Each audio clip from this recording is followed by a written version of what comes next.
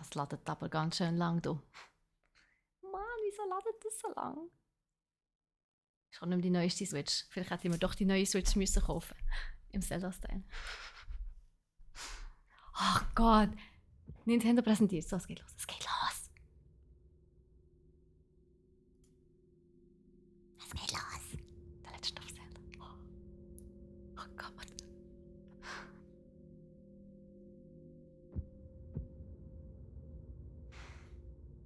Oh, ich kann schon gerade.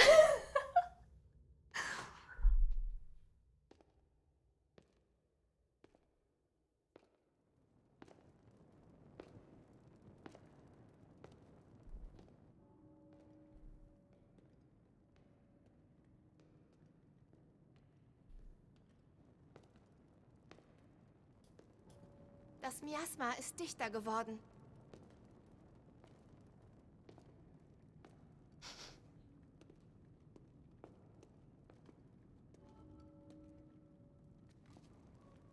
Diese Treppen führen immer tiefer in die Gewölbe. Die Tunnel erstrecken sich weiter, als wir gedacht haben. Wir sollten uns in Acht nehmen.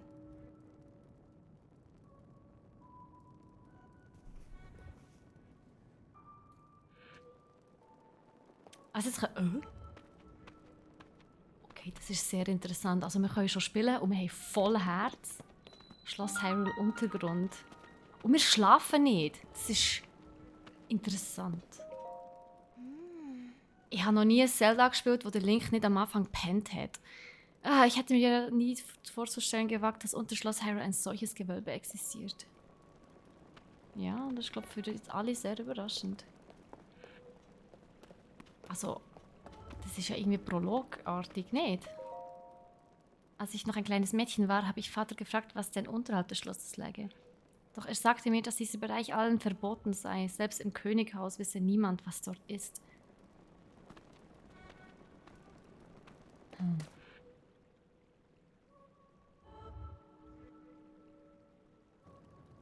Dieses schwarze Miasma. Viele, die damit in Berührung gekommen sind, wurden danach schwer krank. Für dich und mich ist diese Menge zum Glück noch nicht bedrohlich. Aber wo kommt es her? Warum tritt es gerade hier auf, unter Schloss Hyrule? Ja, wir wissen wieso. Wir haben den Trailer gesehen. Wir müssen tiefer hinein. Es könnte ziemlich gefährlich werden. Aber wenn du bei mir bist, habe ich keine Angst, Link. Oh. Gehen wir der Sache auf den Grund. Ja, manchmal kann es von Vorteil sein, jemanden dabei zu haben. So einen Partner in Crime oder so. Oh, red nochmal mit mir. Selbst unsere Familie, die wir Herren dieses Schlosses sind, darf niemals einen Fuß in diesen Untergrund setzen, okay? So erklärte mir Vater, was man ihm und all den anderen Generationen vor ihm beigebracht hatte. Okay, wie viele Generationen sind das? Boah, wir stehen voll drin. Hast du noch mehr zu erzählen? Verbot hin oder her. Um den Ursprung des Miasmas zu finden, müssen wir in den Untergrund vordringen. Das ist so. Welche Verbindung wohl zwischen dem Gewölbe und dem Miasma bestehen mag? Das werden wir jetzt herausfinden. Hast du jetzt genug erzählt oder hast du noch mehr? Lass uns doch ein wenig weiter vordringen. Wer weiß, vielleicht finden wir ja etwas von Aufschluss. Also gehen wir rein. Let's go. Und, du bist langsam, Mann. Link! Was?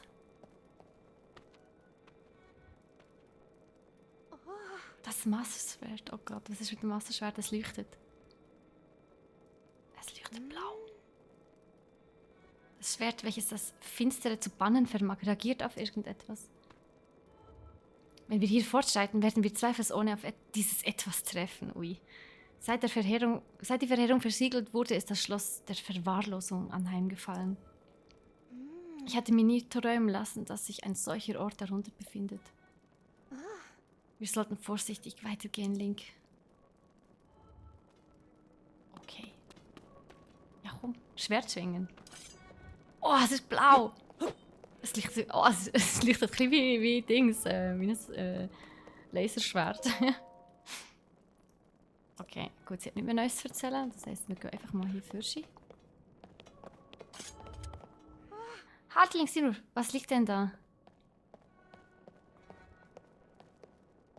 Eine Säule. Das Grab. Keine Ahnung. Ruinen. Überreste einer vergangenen Kultur. Ja. Ist das eine Inschrift? Stammt dies etwa vom Volk der Sonau?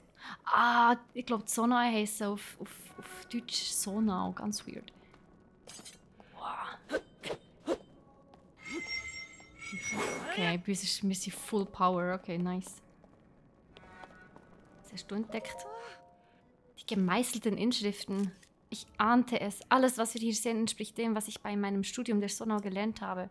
Die Sonau waren ein Volk, das vor ewig langer Zeit gelebt haben soll. Sie macht Fotos. Und mit dem Schikastein, und er ist so klein wie ein Handy. Das ist so gut. In einer Zeit, die so heute Sage geworden ist. Sie sollen über geradezu göttliche Macht verfügt und ihr Reich hoch oben am Himmelszelt errichtet haben. Und wenn ihr Name auch in zahlreichen Geschichtsbüchern fällt, so weiß man furchtbar wenig Konkretes über sie. Sie sind ein Volk der Geheimnisse, mysteriös und unergründlich. Okay.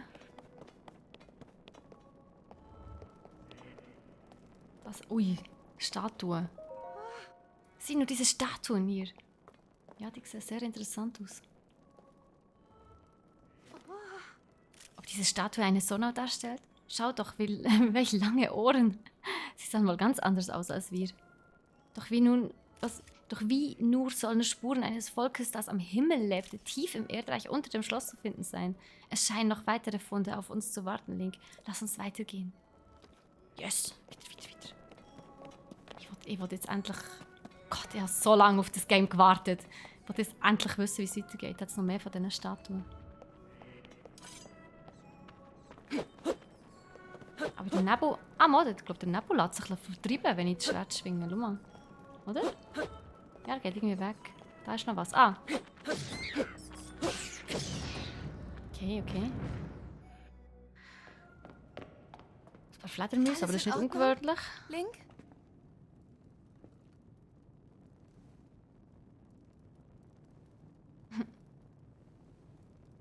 Ja, natürlich redet er wieder mal. Nee, das ist so klar gewesen. Wandbilder. Hat auch nicht wenig.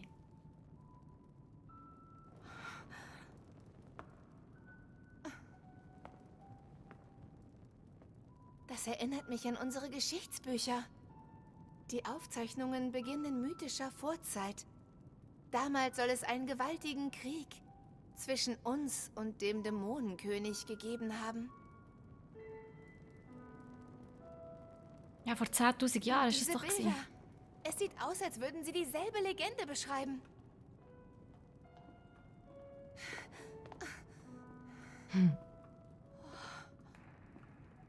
Wie die Statuen, die wir gesehen haben. Ein weiterer Sonau. Und Tears. Und das scheint Hylianer wie wir zu sein.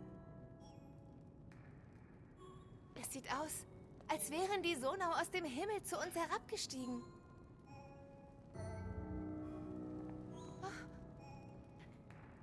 Ich bin einfach immer noch überzeugt, dass wir in die Zeit Unsere zurückreisen. Vorfahren, die Begründer der Königsfamilie. Es heißt, sie entstammten einer Vereinigung mit einem göttlichen Volk, das aus den Himmeln herabgestiegen war. Und Hylia, Wenn oder? man den Wandbildern Glauben schenkt, dann muss es sich dabei um die Sonau gehandelt haben. Ihr Blut vermischte sich mit dem der Hylianer auf der Erde. Und daraus entstand ein neues Reich. Hyrule. Doch dann betrat ein teuflischer Mann die Bildfläche. Er beraubte das Königreich einer gewaltigen Kraft. Alles hier entspricht genau den königlichen Geschichtsbüchern. Und dann wurde er zum Dämonenkönig. Sie taten alles, um ihn doch noch zu bezwingen.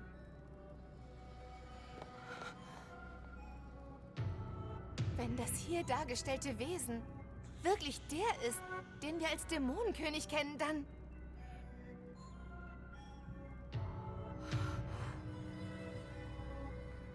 Unglaublich. Dann muss das hier der große Krieg sein, von dem die alten Bücher berichten. Die Wandbilder sind eine Darstellung des Versiegelungskriegs. Hörst du? Dieser Oh Fund Gott. ist sensationell. Verschreck mich doch nicht so. Wie voll so paralysiert. Du hast total Gänsehaut, so überall. Sie So. hat Pura für mich angefertigt. Zum Glück habe ich es mitgebracht. Ich kann damit alles hier aufzeichnen. Genau dafür ist es gemacht. Das ist so cool. Oh, Der hey, Rest mir ist sicher leider Bomben. zerstört. Da kann man nichts mehr erkennen. Ach komm jetzt, mir ist sicher Bomben dabei. Was ist das hier nur für ein Ort? Ich habe das Gefühl, wir werden die Antwort darauf bald finden. Komm, Link. Lass uns weiter reingehen. Also ich hätte jetzt schon noch gern gesehen.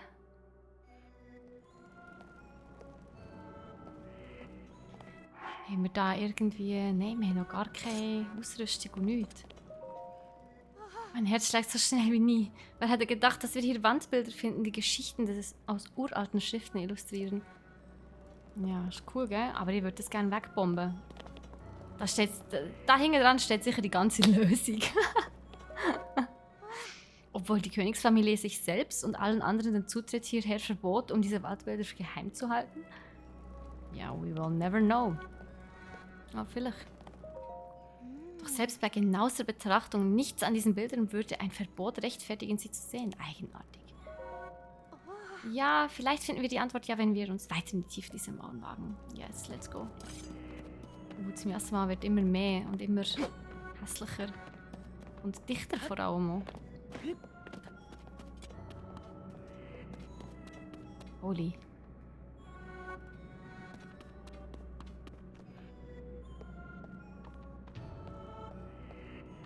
Kommst. Die Musik wird auch irgendwie intensiver. Oh, ja, ist ganz gut. Es geht ja richtig tief runter, Mann. Was? Oh, wie sich die Musik verändert. Das ist crazy, hä?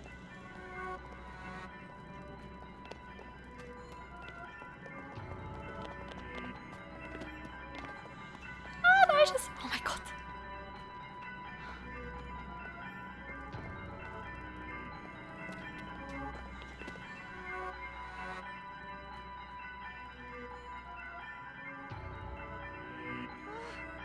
Wo sind wir hier? Lass uns gehen, Link. Und sei bitte ganz, ganz vorsichtig. Okay.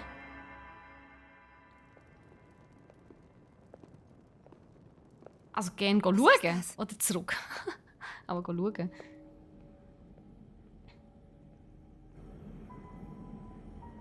Oh Gott, das sieht so schön.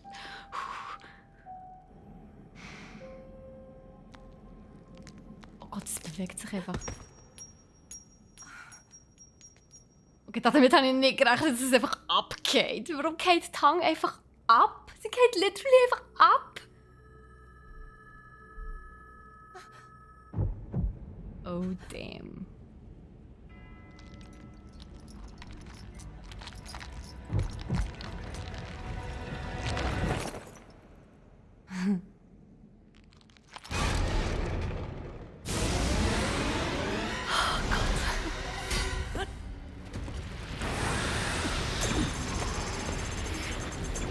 Ui. Okay.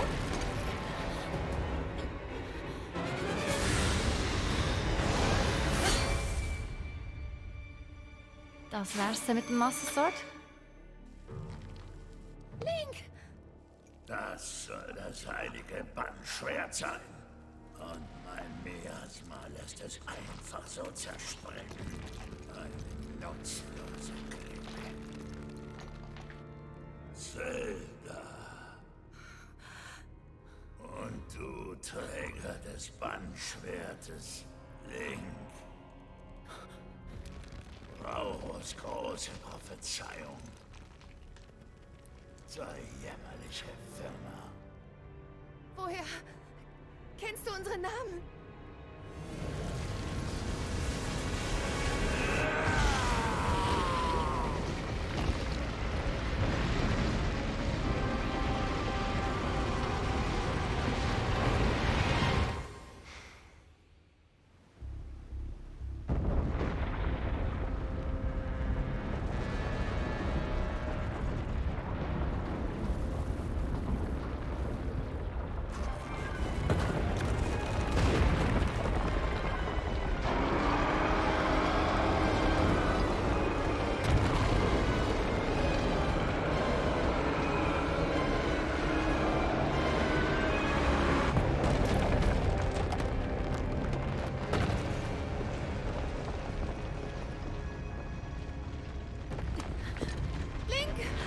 Der Arm sieht nicht mehr... Uiuiui.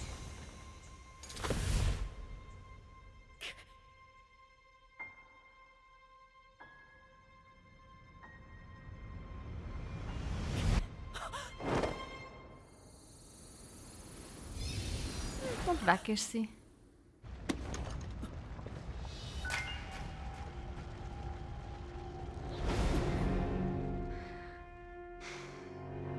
I knew it. Der Arm kommt noch retten. Ich hab's gesagt!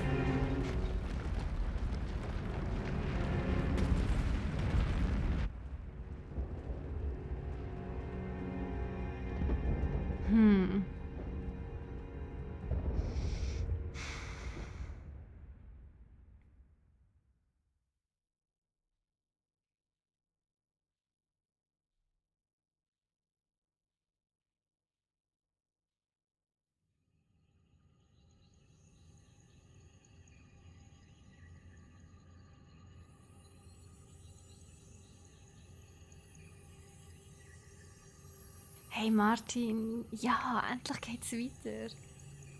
Und endlich kann ich schauen, ob sich all meine Theorien bestätigen. Gut, das ist klar gewesen, dass der Arm ihn, also man hat nicht gesehen, dass er ihn rettet, aber man weiß ja, dass er näher schlussendlich so einen Arm hatte. Also dann wäre es wie klar gewesen, dass der Arm sich an seinen Körper anpappt von allein. Ja, yeah, wir sind wieder nackig, sehr gut.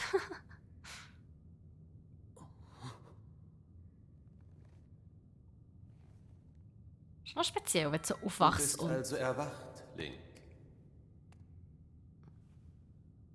Wenn du so aufwachst und du hast einen Arm, der nicht dir gehört, mit magischen Fähigkeiten. Das ist sicher hure weird. Zelda hat mir viel von dir berichtet.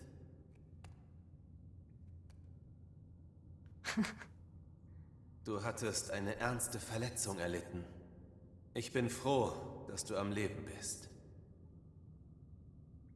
Dein Arm war von Miasma zerfressen. Ich musste ihn ersetzen, um dein Leben zu retten. Nicht so schlimm, jetzt hast du einen magischen Arm, ist doch auch gut.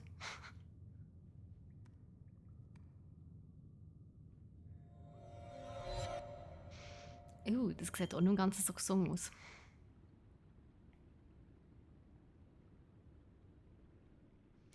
Okay, uns geht es gar nicht gut. Wir haben nicht mehr voll Leben. Sondern nur noch 3. Das Mal haben wir irgendwie... Das Mal sind wir nicht in so einer heiligen, tempelartigen Dings, wo wir aufgewacht sind. Letztes Mal, also bei Breath of the Wild, sind wir in so einem Tempel aufgewacht. Hier nicht. Sie sind auch in einer Höhle.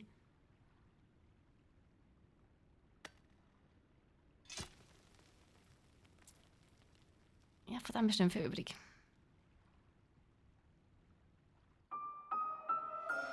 Aber immerhin haben wir unsere erste Waffe. Zerfressenes Masterschwert. Ja, das Schwert besitzt die heilige Kraft, das Böse zu bannen. Ja, doch ist es vom Miasma und das Schloss Hyrule zerfressen. Ach ja.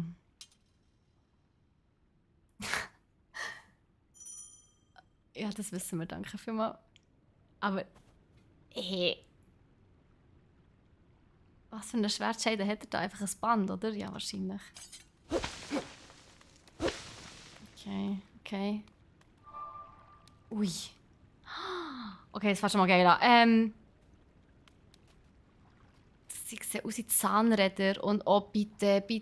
Ich habe mega Dings-Vibes. Ist es Skyward Sword, wo man in die Vergangenheit reist?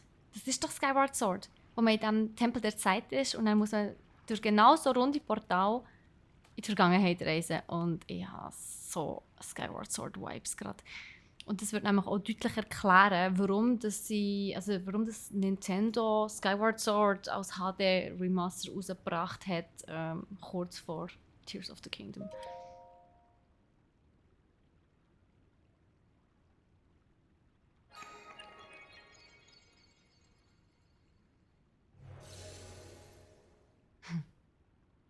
Das ist auch ein Teleportpunkt, hä?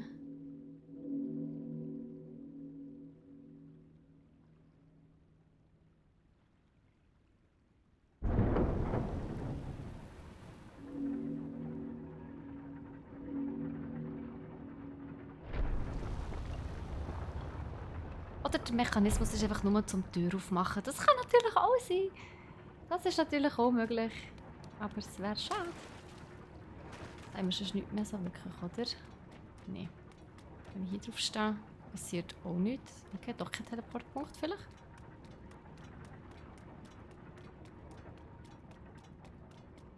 Aufgrund vom letzten Trailer wissen wir ja sogar, wo dass wir rauskommen.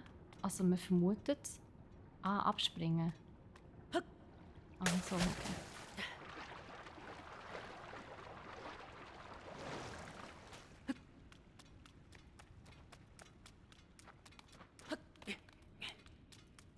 Ich kann wieder gut klettern, das ist auch nice. Also ich würde ja nicht einfach so ins Wasser springen, wenn ich weiss, wie tief das ist, aber okay. Hey, wie... Wie kommen wir noch runter? Also wenn du als grosser ins Wasser fällst, erleidest du keinen Schaden. Ah, doch nicht. Okay. Gut, müssen sie ja so einbauen, wo wir ja in den Himmel raufgehen, von dem her. Fair. Ist eine Kiste? Ist die erste Kiste? Ja! Altes Beinkleid. Yeah, Rock. Cool. Yeah, immerhin. Okay. Ein bisschen umschauen. Sonst hier oben ist eine Plattform. Aber ich denke nicht, dass da etwas oben drauf ist. Und sonst kommen wir irgendwann mal wieder zurück und schauen nachher.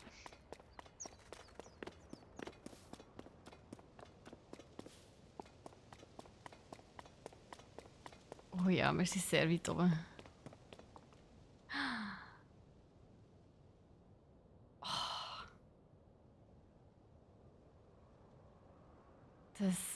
Der Dunge ist der Todesberg. Und das ist es. Irgendwie habe ich das Gefühl, dass alle Konstruktionen, die von der Sonai gemacht sind, die unterirdisch waren, sind jetzt alle einfach aufgekommen an die Oberfläche. Wo da die viereckigen die Klötze dort, das waren da die Labyrinthe gewesen. Nein, und da geht da hoch rauf. Ich habe das Gefühl, die sind super tief in die Erde angegangen. Und wir haben nur im Breath of the Wild nur so oberflächlich ein bisschen etwas gesehen. Und jetzt plötzlich sind sie einfach an die Oberfläche gekommen, beziehungsweise in den Himmel rauf. Nice. Also kumpeln wir mal ab und schauen, was passiert. Der hat auch noch ein Urvertrauen, hä? Einfach mal runterkumpeln. Ist gut, machen wir. Passiert schon nicht. Drache.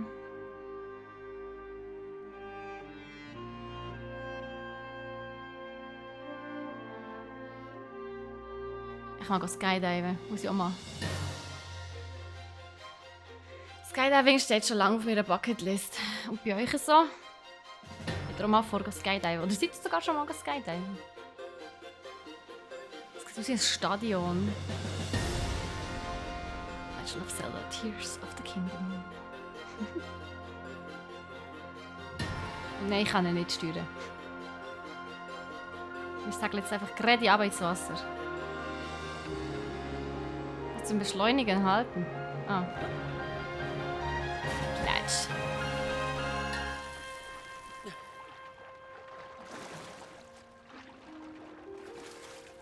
Okay. Oh, mega cool.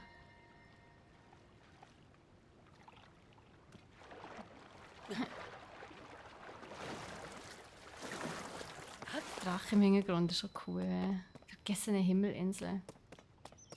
Wie viel gibt es von denen?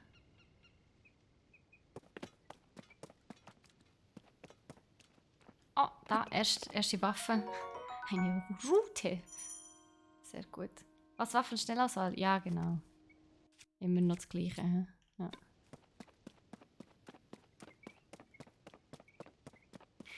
Ja. Jetzt ist der Zeitpunkt gekommen, wo wir entweder einfach alles absuchen, um Zeugs zu finden. Oder wir schauen einfach, ob wir... Uiuiui. Vor allem, hä, von wo kommt das Wasser? Es ist so random. Sorry, es macht so keinen Sinn. Es ist ein Fantasy-Game. Aber es macht keinen Sinn. Das Wasser kann doch nicht einfach... Egal.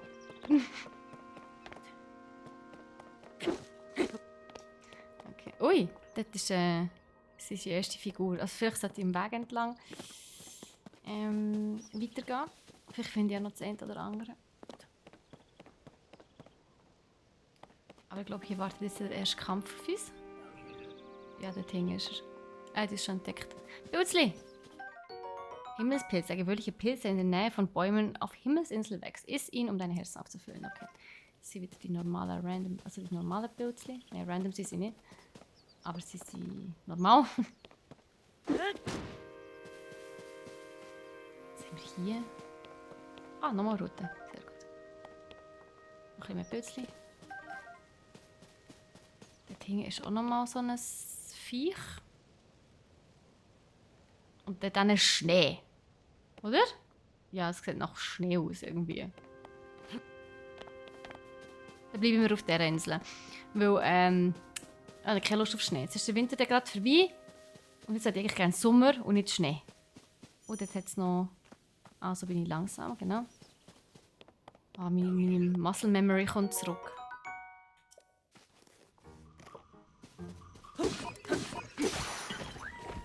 Die Route ist zerbrochen, genau, aber wir haben noch eine.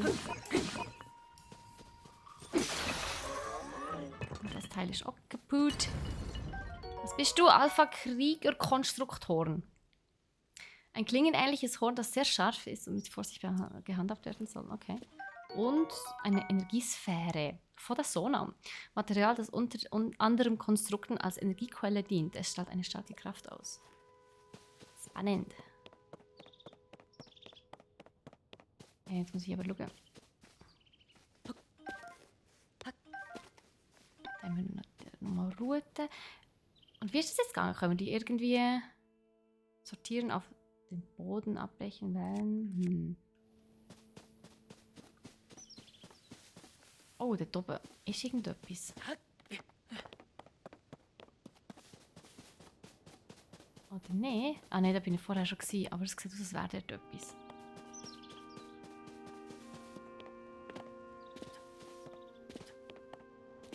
Und ja, ich habe immer noch Skyward Sword Vibes. Das irritiert mich.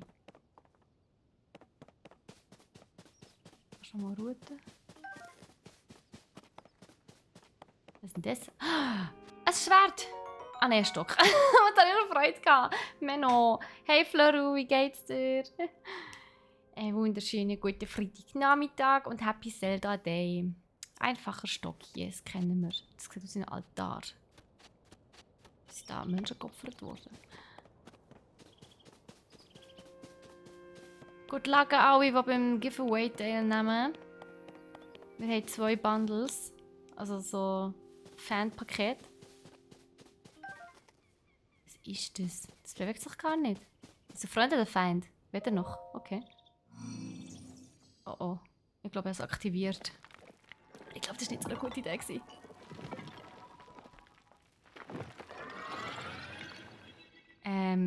Es ist gross. Hallo, ich bin der Freund. Hi. Ich habe dich bereits erwartet, Meisterling. Oh, es ist nett. Prinzessin Zelda hat mir etwas für dich anvertraut. Oh, ihres iPhone. Sehr cool. Dies ist das Pura-Pad.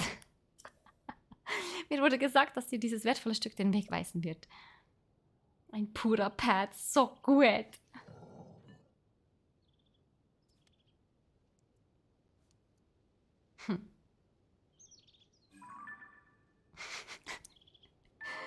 So gut.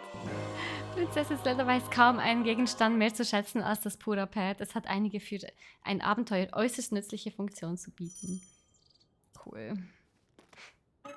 Ich habe es nun auf Prinzessin Zeldas Geheiß dir übergeben, Meisterling. Meines Wissens nach soll sich Prinzessin Zelda an dem Ort befinden, der auf der Karte des iPads angezeigt wird. Ich habe dir alles mitgeteilt, was mir aufgetragen wurde. Ja, und wo bin ich? Dies ist der Garten der Zeit. Und das dort ist der Tempel der Zeit. Ich habe vorher noch gerade vom Tempel der Zeit geredet. Mögt ihr euch erinnern? Mann, in vergangenen Zeiten wurde an dieser Stätte Riten und Zeremonien des Königreichs abgehalten. Doch heutzutage besucht diesen trostlosen Ort niemand mehr. Schade. Also, ja, es ist auch nicht so einfach. Es ist recht hoch im Himmel oben. Es kommt kaum jemand schnell random hier vorbei. Und suche nach Zelda, okay. Willkommen im Garten der Zeit. Ich hörte, Prinzessin Zelda wartet dort. Genau. Wiedersehen. Begib dich zum angezeigten Ort. Bitte sieh dich stets vor auf deinem Weg. Alles klar schon. Hey, wie viele Inseln sind da übereinander drüber? Ich muss erst schnell auf die andere Seite schauen. Aber ich glaube, da sind wir etwa schon gewesen. Ja, genau, da haben wir die Route gefunden. Also. Schau, was jetzt passiert.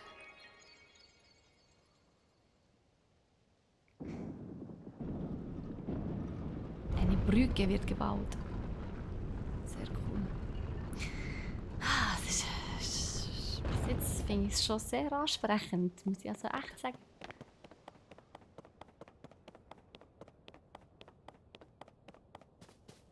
Wir müssen aber zuerst hier einen Abstecher machen. Was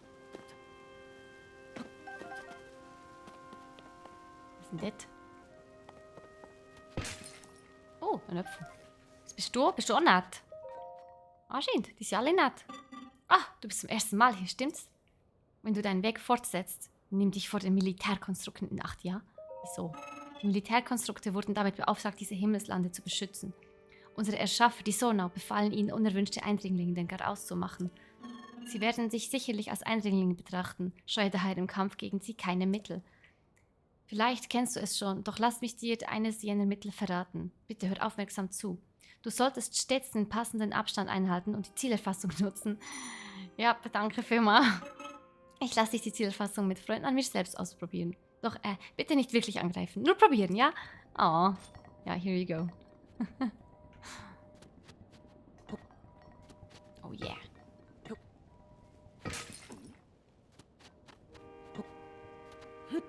Boing. Dann haben wir noch einen Stock. Den nehmen wir auch mit. Äpfel. Äpfel sind auch gut. Äpfel sind wichtig. An apple a day keeps the doctor away. Oder in diesem Fall, wir können uns selber heilen. Das sei erneut vor dem Militärkonstrukt gewahrt. Unsere Schaffer trugen ihn auf, dieses Land zu schützen. Yes, I know. Bitte sei vorsichtig. Ja, ich den Stock nehmen hier. Merci. Ja, ich weiß, merci. Schade, also Dings, Game Mechanics sind eigentlich noch recht gleich wie Breath of the Wild.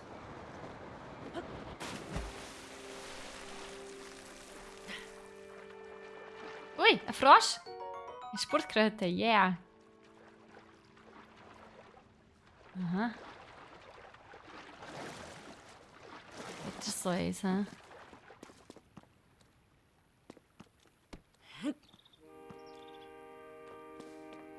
Heißt der mal gering schießen? Bestimmt, oder? Ah.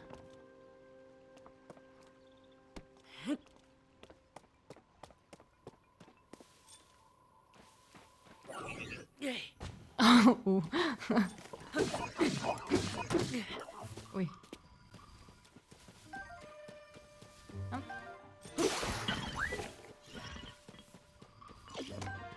Hey, jetzt habe ich nicht. Ich habe den Stock. Gut. Da ist nochmal ein Pilz und eine Route. Ich glaube, von denen brauchen wir viel. Vor allem, wo das Zeug wieder kaputt geht. Ah, das ist voll. Na gut, egal. Nicht so schlimm. Hey, die Inseln sind noch gross. Also ich meine, ja, das ist cool, es ist viel zum Entdecken, aber ich würde es gerne irgendwie alles einfach so anschauen. Aber ich würde auch gerne die Story weitermachen und es ist fies. Und jetzt muss ich mich entscheiden und ich hasse das. Also außer es ist einfach alles voll mit Ruinen. Und ich gehe einfach das Loch ab. Okay, nice. Aber ja, aber wie gesagt, hart ist Skyward Sword Vibes. Sehr, sehr hart. Aber irgendwie ist es so schön. Wo ich das Game eigentlich gerne gehabt. Es ist einfach leider also ein paar Schwierigkeiten gehabt mit der Steuerung, aber sonst war es echt cool gewesen.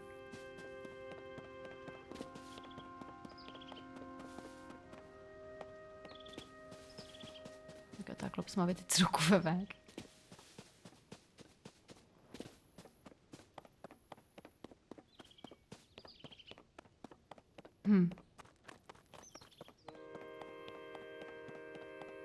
Ich gehe in den Tempel der Zeit. Dass der schon so früh im Game auftaucht, das, ja, was soll ich sagen?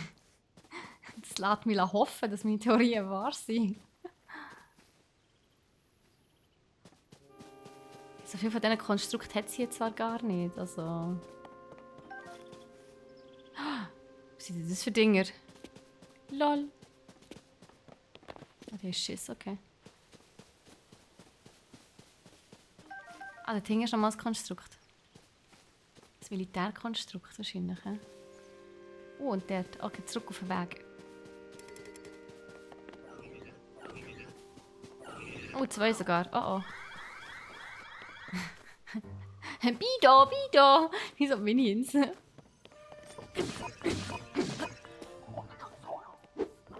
Oh, jetzt kommen der andere auch noch. Okay. Au. Fiese.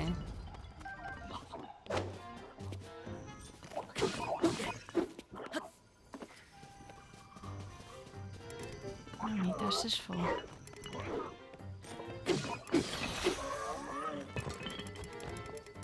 Oh.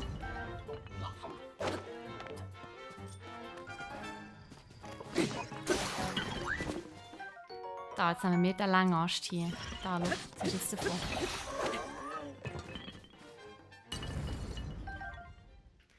Gut. Aber den Platz haben wir sonst nicht mehr, okay. Gut, gehen wir weiter. Wir wollen ja heute noch irgendwo herkommen, nicht wahr? Ah, da geht es auch gerade ab. Okay, gut, haben sie es zugemacht. Wie viel da würde runterfallen? Weil sie nicht gesehen, dass dort jetzt einfach ein Loch ist. Oh Mann. Ah, hier können wir wahrscheinlich schon mal... Ah, das ist nett. Hier können wir sicher schon Pilzchen und Äpfel rösten. Würde mich nicht wundern. Ja, voll. Rösthimmelspilz, genau. Ah, das habe ich gerade geröstet. Doch bitte, nimm es dir. Oh, das ist lieb. Merci vielmals. Oh, Entschuldigung. Ich musste gerade noch mal genau hinsehen. Wir begegnen uns so ja zum ersten Mal. Dann hör gut zu. Eine der Aufgaben von Konstrukten ist es, Leuten wie dir diverse Sachverhalte zu erklären. Das ist aber nett. So eine AI. Wenn du also Fragen hast, wende dich an Konstrukte. Wir werden sie beantworten. Soweit zu diesem Punkt. Kehren wir nun zurück zum Thema Rösten. Du kannst Zutaten rösten, indem du sie in die Hand nimmst und dann direkt neben das Lagerfeuer legst. Du kannst es reinschmeißen. Ich selbst esse ja nichts. Deshalb kann ich über den Geschmack nichts sagen. Das ist für mich lediglich ein Begriff.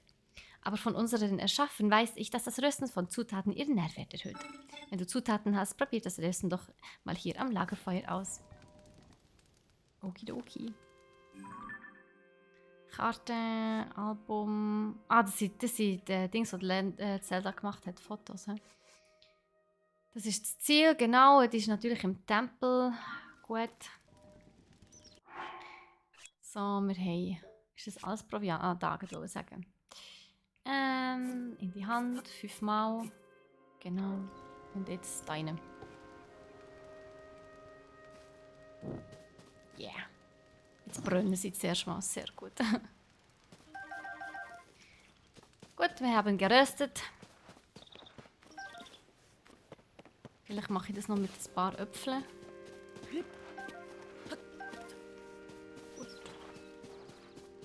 Oh, das ist actually recht nützlich. Also es gibt halt einfach ein bisschen mehr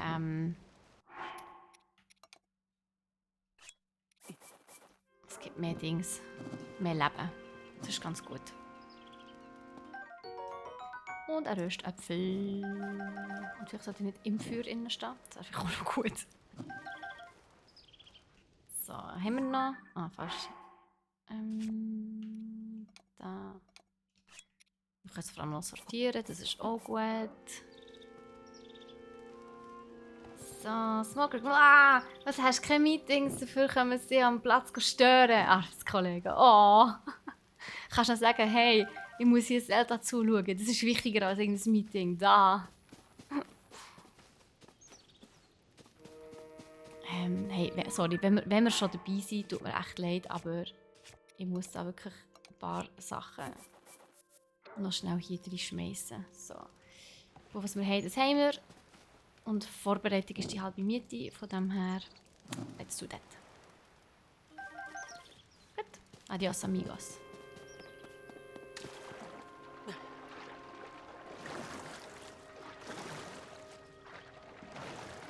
Ab mit Tempo.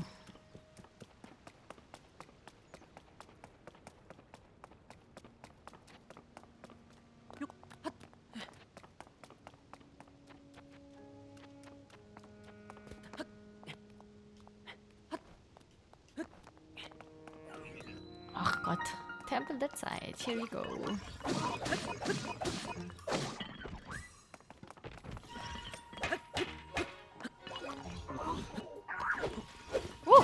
Ah, da gibt's so eins.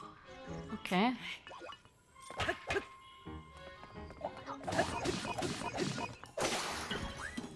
Mensch.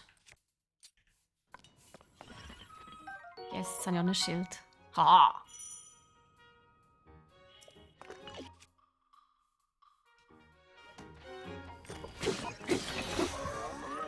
Gut, und das Schwert habe ich auch noch. Es verrostet jetzt sehr gut.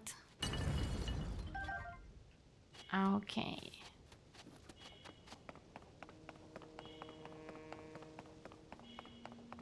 Hey, also sorry, aber wie cool sieht das bitte aus? So, ich muss jetzt ein paar Sachen... Ich muss jetzt etwas essen, sonst...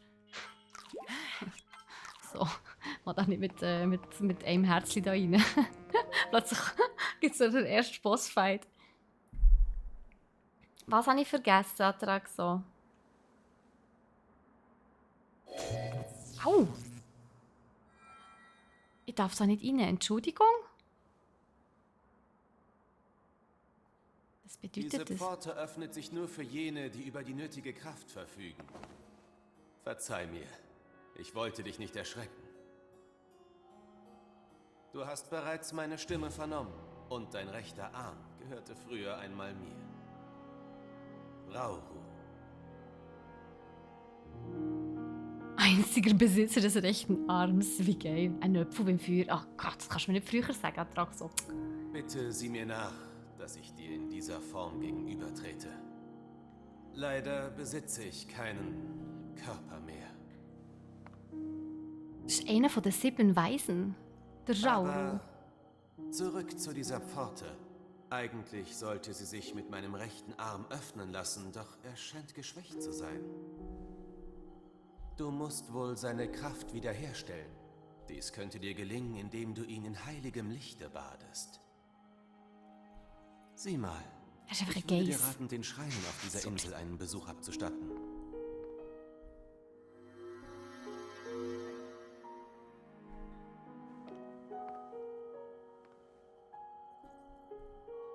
Wohlan. So sollte er seine Kraft zurückerlangen.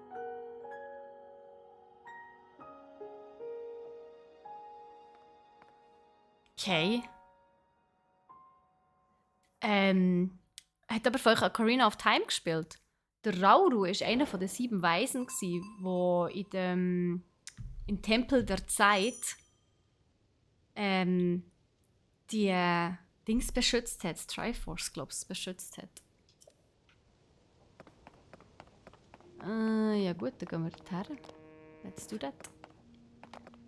Mal güchseln, was da so passiert.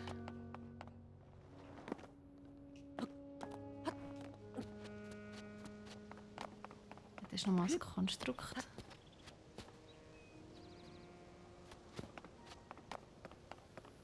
Der Pilz. Überall hat es Pilzchen dran. Pilzchen dran. Pilze scheinen das mal so... Oh, ein Pfeil!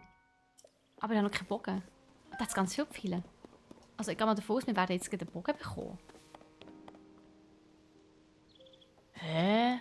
Kann es sein, dass wir jetzt schon einen Bogen bekommen? Ah, shit, hat mich gehört. Ah ja, da ist er. Haha! Und wir haben unseren Bogen. Jetzt nehmen wir noch ein paar Routen.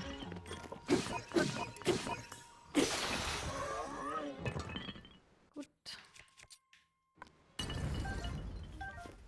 Nice.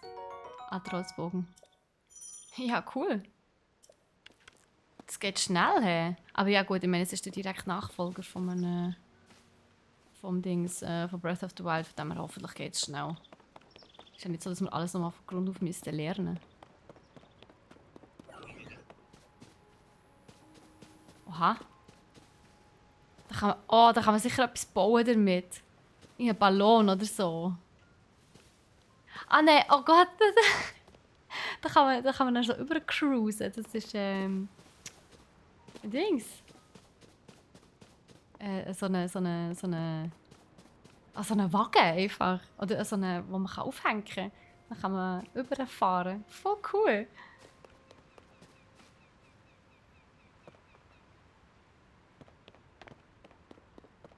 Aber wir gehen jetzt zuerst mal. Was ist da hier noch? Kann ich jetzt da? Ja, ein bisschen Schaden macht's. Ui. Ja, Jesus, die sind so lame.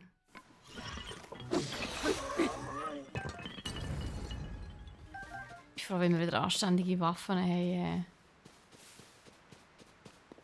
Die sind so vernünftig, die Routen und Äschli und Zeug und Sachen.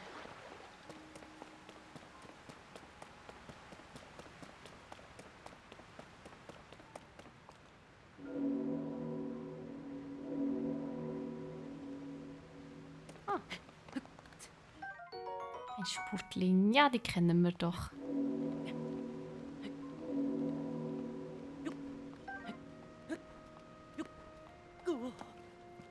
Die Sonne geht schon unter.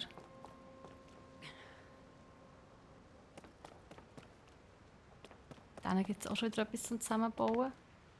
Jetzt bin ich keine runter. Ich bin voll verschrocken.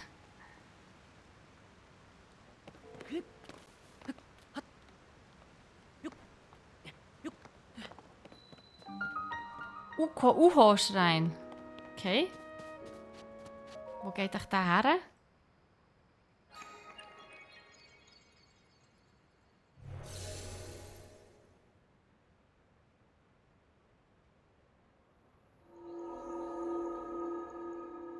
Es ist einfach ein mystisches Portal, okay? Und woher führt es?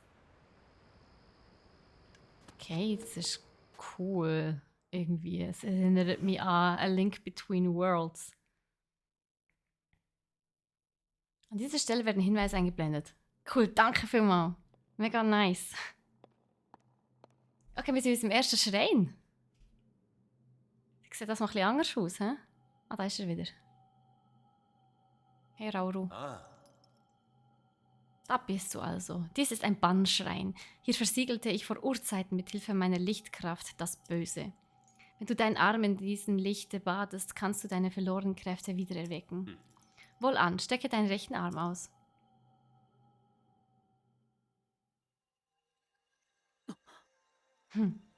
Hey Esti, wie geht's? Wer schreit? Ich schreie! Und du hoffentlich auch. Zelda!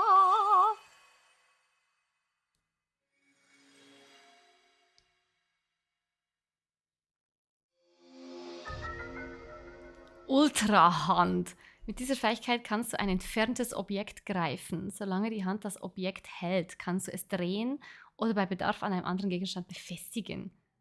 Der Name dieser Fähigkeit lautet Ultrahand. Sie ist eine der Kräfte meines rechten Arms. Sie erlaubt dir, Objekte zu bewegen und zusammenzufügen. Wenn du sie klug einsetzt, kannst du damit herstellen, was auch immer dir vorschwebt. Aber da die Bahn unter anderem. Wenn du mit Hilfe dieser Kraft das Innerste dieses Steins erreichst, dann wird sie fortan dir gehören.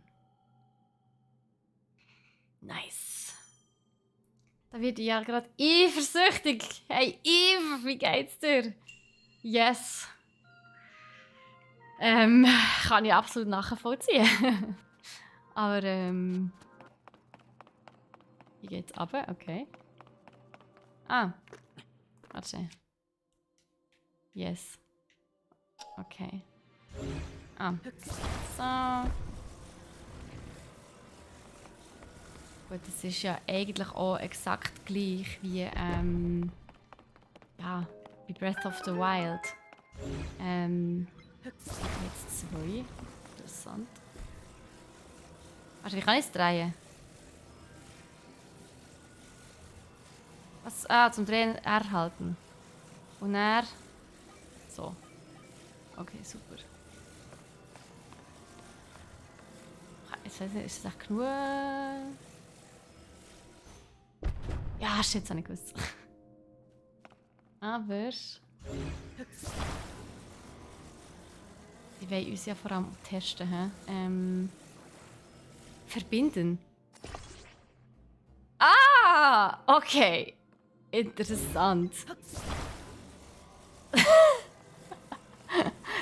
Also, das war nicht die Idee. Ja, gesehen, man kann es noch gut lösen. He? Warte schnell. Lösen? Was er. Aha, okay. Interessant. So werde ich es jetzt noch drehen. Und dann. Nein, falsch. Noch ein bisschen führen. Dann runter. Und verbinden. So, nice. Jetzt stehe ich hier noch drauf. Okay. Ja, cool. Okay, ja, macht noch Spaß. Macht definitiv noch Spaß. Ach, Yves, du kannst ja auch gleich kannst. Morgen oder so. Es gibt ganz neue Möglichkeiten. Ja. Das ist echt cool.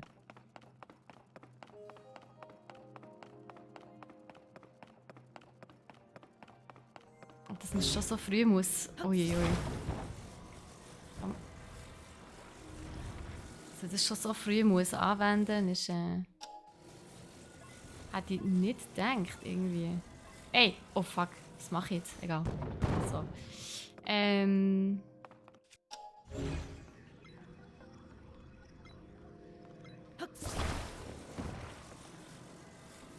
Es klebt so an. Also habt ihr den Leim gesehen? Der ist irgendwie weird.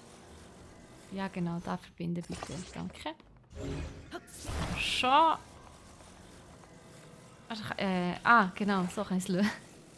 Kann ich es lösen? Es ist schon witzig. So, ja, verbinden. Cool.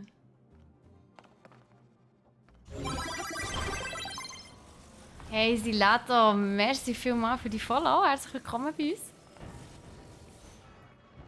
Oh, ja gut. Anständig anhängen wäre vielleicht auch noch was. So. Oh, so viel zum Thema anständig anhängen. Es braucht ja noch Feingefühl. Oh, Mann, ich gehe mir nicht für um viel Feingefühl zu haben. Wenn ich viel Gefühl haben will, dann würde ich Blumensträuße bauen oder so. Ich würde gerne da noch ein bisschen weiter über. Danke. Und über geht's. Yeah.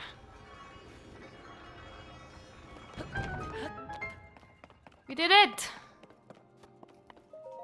Wir reden nicht darüber, wie ich mich angestellt habe, okay?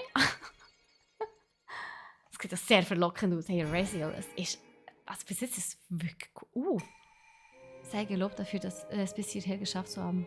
Who is she? Das ist Prinzessin Zelda, the original one. Nun soll das reinigende Licht dich erfüllen, welches an diesem Ort ruht. Ahoi!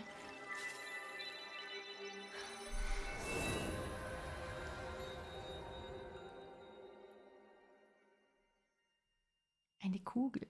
Gold Power. Hey, Absturz, wie geht's dir? Langt es sich jetzt echt schon, um die Türen aufzumachen? Ah, wir haben noch Miasma in uns. Okay, kein Wunder, das muss zuerst mal raus. Segenslicht, ein Kristall des Herrenlichts, welches das uralte Böse versiegelte und reinigte. Strahlt ein angenehm natürliches Licht aus. Cool. Und wir sind wieder gekillt. Wenn ich doch nur eine Möglichkeit hätte auf das Game. Ja, ich weiß ja auch nicht, Raziel. Vielleicht könntest du ja zum Beispiel am Giveaway mitmachen oder so. Hätten wir jetzt von allein rausgeportet, bitte? Danke.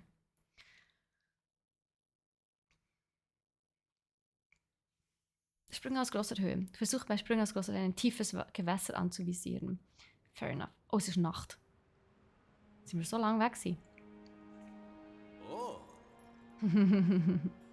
Du hast den Schrein mit Bravour bewältigt. Dadurch hast du eine der Fähigkeiten zurückerlangt. Wenn du auch die 2 verbleibenden Schreine bezwingst, wird sich dir das Tor des Tempels der Zeit gewiss öffnen. Siehe dich um und markiere dir die Schreine, die du entdeckst. So wirst du sie sicher ohne Mühe erreichen. Einen habe ich schon im Hintergrund gesehen. Da seht ihr nicht, er ist hinter mir der Webcam. Verwende dazu das Fernglas des Pura Pads. Und der Rang steht oben. Okay. Das Fernglas, genau, das ist das hier. As usual. Hier ist eins. Und das andere ist da oben, hä? Ja, genau. Okay. Schaut ihr ja mega gern zu, aber muss wohl wieder aus dem Stream, um Spoiler zu vermeiden. Für Spaß, hey, alles klar. Ich kann es mega nachvollziehen. Es ist halt schon sehr spoilerisch, sage ich jetzt einmal. Von dem her kann ich es nachvollziehen. Dass man hier selber das Game spielen. So, also, dann würde ich sagen, wir bauen jetzt hier eine Brücke.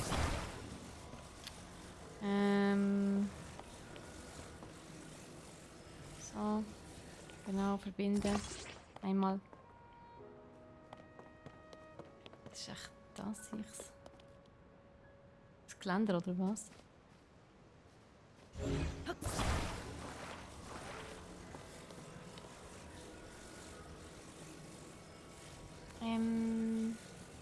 So.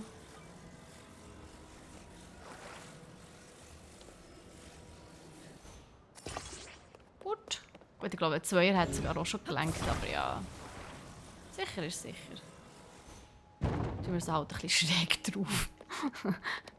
Wo wir können. Cause why not?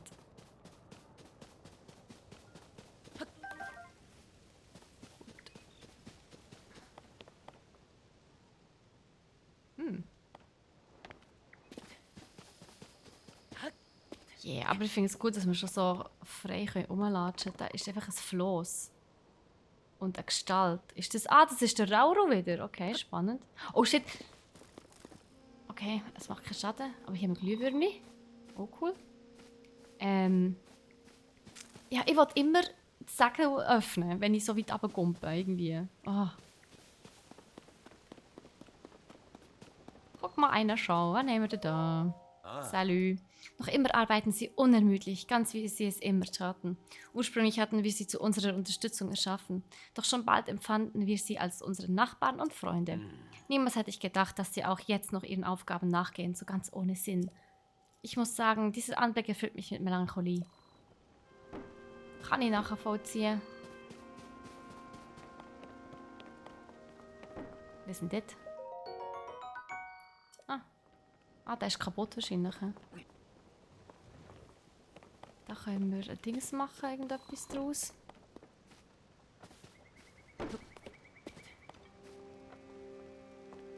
Salü. Den Blick nach vorn richten, immer gerade darauf zu. Verzeihung, ich war ganz vertieft in meine Holzfällerarbeit. Bist du auch gekommen, Bäume zu fällen? Wenn man Bäume fällt, erhält man Baumstämme. Baumstämme wiederum können zu größeren Konstruktionen kombiniert oder zu Feuerholz weiter zerkleinert werden. Für Baumstämme gibt es viele Verwendungen, daher komme ich täglich hierher, um Bäume zu fällen. Allerdings ist es nicht ganz einfach, sie in die beabsichtigte Richtung fallen zu lassen. Daher sage ich mir immer vor, wie es geht. Den Blick nach vorn richten, immer gerade darauf zu. Verzeihung, das waren sehr viele Informationen auf einmal. Aber wenn du auch Bäume fällen willst, kannst du das gerne mit der Axt tun, die ich dort abgelegt habe. Es ist schon so spät. Ich habe gar nicht gemerkt, dass die Zeitglocke geläutet hat. Für heute werde ich ruhen. Oh, die sind cool. Ja, die gerne die Dinger irgendwie, sie sind herzig. Noch ein bisschen Feuerholz mitnehmen. Das kann man immer brauchen. Und was Feuerli machen. Hier ist die andere Seite, okay. Nice. Jetzt sind wir aber da unten. Jetzt nochmal eine Axt.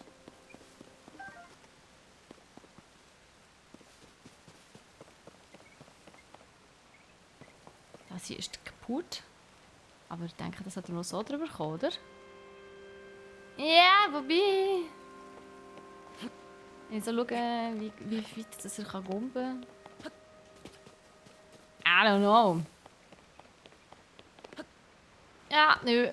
Aha, müssen wir klettern. Falls wir das schaffen. Aber ja, das sollte schon gehen. Good luck an alle, die beim Giveaway mitmachen. Raziel. Good luck.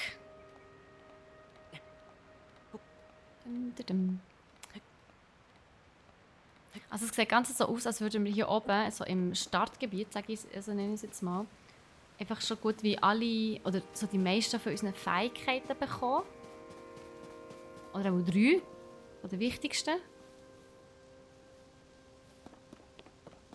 Was ist das?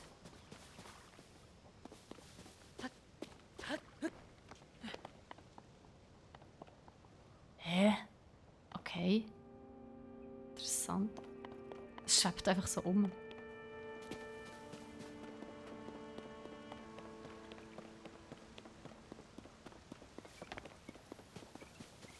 Das ist auch nett.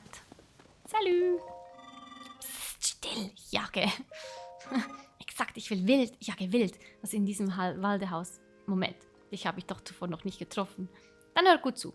Eine Aufgabe von uns Konstrukten ist es, Leuten wie dir Sachverhalte zu erklären. Ja, das hat mir die Kollege schon erzählt, ja. Bei der Jagd erlegt man Wildtiere, wie zum Beispiel die hier im Wald, die hier im Wald leben. Das Fleisch von Wildtieren ist für organische Lebewesen ausgesprochen nahrhaft, jedoch sind sie auch furchtbar scheu. Bei Jagd darf keinen Ton von sich geben, Vorpirschen im Ducken ist das A und O für eine lautlose Jagd. Genau, das wissen wir auch schon. Pfeil und Bogen sind ideal, um aus der Ferne anzugreifen. Am schlausten ist es, auf Schwachpunkte der Beute zu zielen. Hier in der Nähe sollte ein Bogen sein. Ich schenke ihn dir, tu damit, was du möchtest. Viel Zeit ist bei der Jagd vergangen, wie mir scheint. Nein, ich habe den Klang der Zeitglocke gar nicht gehört. Ich will nun etwas ruhen. Wenn ich etwas für dich tun kann, sag. Aber sag leise. Oh. Hey, er schenkt mir den Bogen. Mega nett. Du zapp viele. Oder gut. Ah, das sind die Dinger. Okay. Was, jetzt haut er ab. Nicht nett. Ah, und dann hat der Pio irgendwo hergeschossen. Gemein. Wieso kommt das Teil wieder? Laufen die so im Kreis, wie so Storchen, oder was? Storchen. Straussen. Kommt es auch wieder?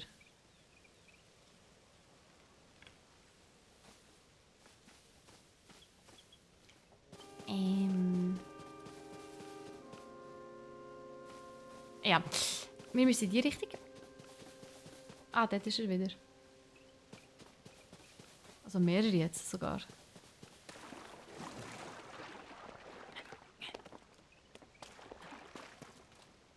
Ganz vorsichtig und ganz leislich. So. Genau, trifft ein Pfeil den Kopf eines Gegners, fügt ihm doppelten Schaden zu. Ja, habe ich gemerkt. Merci vielmals. Yeah, wild. Rossfleisch essen wir nicht, darum wäre es sicher gut, wenn wir irgendwo eine Nähe Feuer hätten. Dort ist auch schon Feuer. Perfekt. Beziehungsweise nicht nur Feuer, sondern sogar ein Dings. Ein Kochtopf. Aha.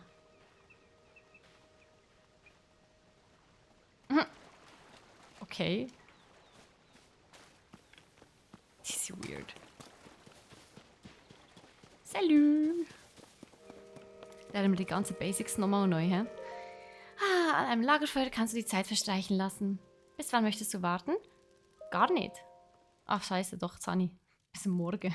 Schlafen wir mal einen Tag aus. Das ist gut. Aber wir haben schon so viele Sachen gemacht, haben wir einfach mal einen Tag ausgepennt. Das ist doch schön. Aber eigentlich würde ich gerne hier das kochen. Hier.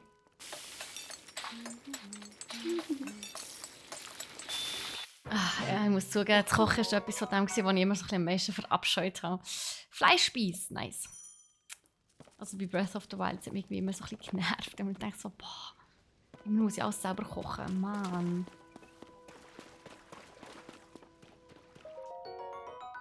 Energiesphäre, merci vielmals. So. Der nächste Schrein ist irgendwo da oben, hä? Oder auch nicht. Hä? Wo steht's? Hä? Der war doch hier gewesen.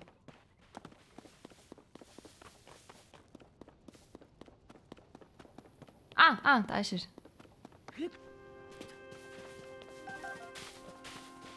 Salü.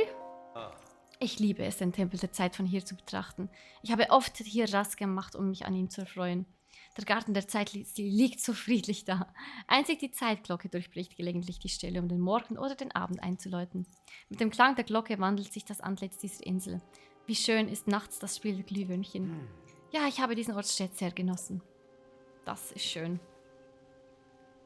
Und ja, er ist sehr mystisch. Jetzt würde ich aber gerne den Dings finden. Der Schrein. Der müsste doch eigentlich hier sein.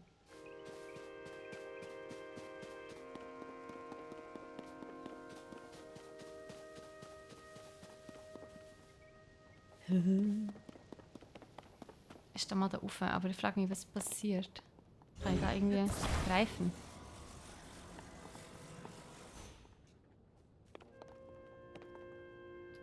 Jetzt noch mehr von diesen Dingen. Verbinden. Ja, und er? Hä? Also ja, es bringt ja nichts, wo ich...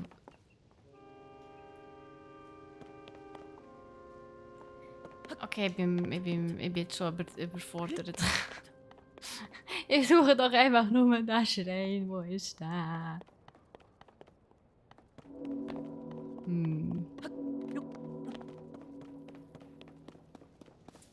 Muss ich es echt stapeln? Ja, mal schauen, vielleicht stapel ich es einfach.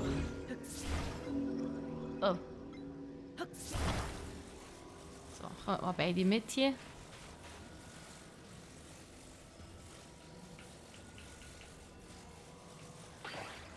So. Also sie schweben ja so lustig, von dem her.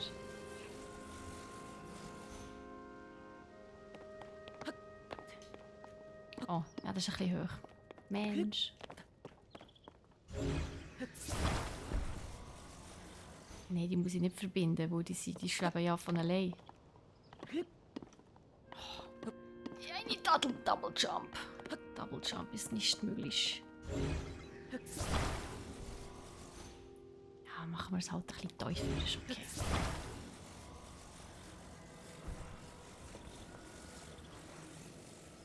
Ich lasse jetzt mal dort.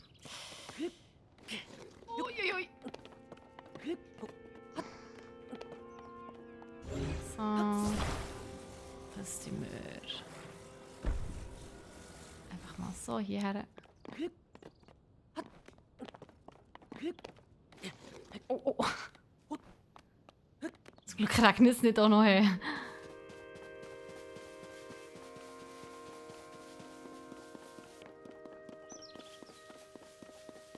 Aber hier ist jetzt einfach nur... Also, Pfeile und Dings. Okay, und... Noch eine Energiesphäre. Und immer noch nicht weiss, was man... Oh, Scheiße, was man mit dem machen kann. Da ist schon noch eine. Aber irgendwie... Hä, wo ist der...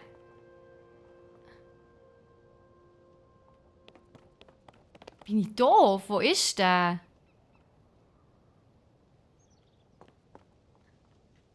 Nee, ich will nicht runter. Hey, ich habe doch die Stelle markiert. Warum ist der jetzt nicht hier?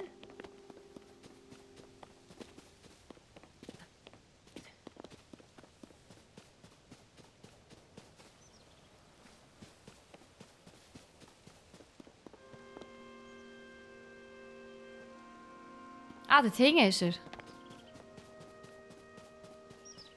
Ui, ui. Okay. Gehen wir den normalen Weg runter. Von da, wo wir sind gekommen.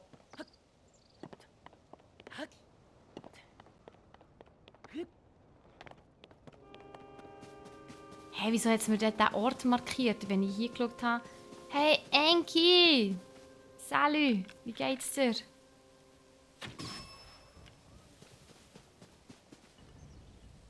Da ist eine Kiste. Er hat sich bewegt, dem. Ah, shit.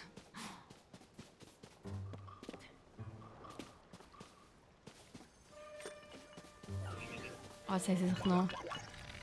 Oh.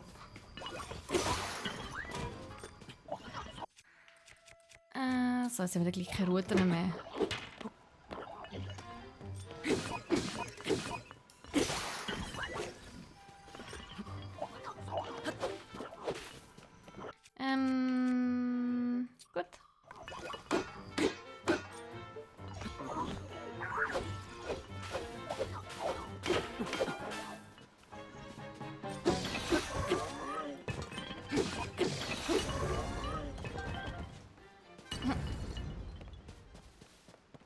Gut. Gut. Enki, hast du auch schon gespielt? Zelda, das Neue.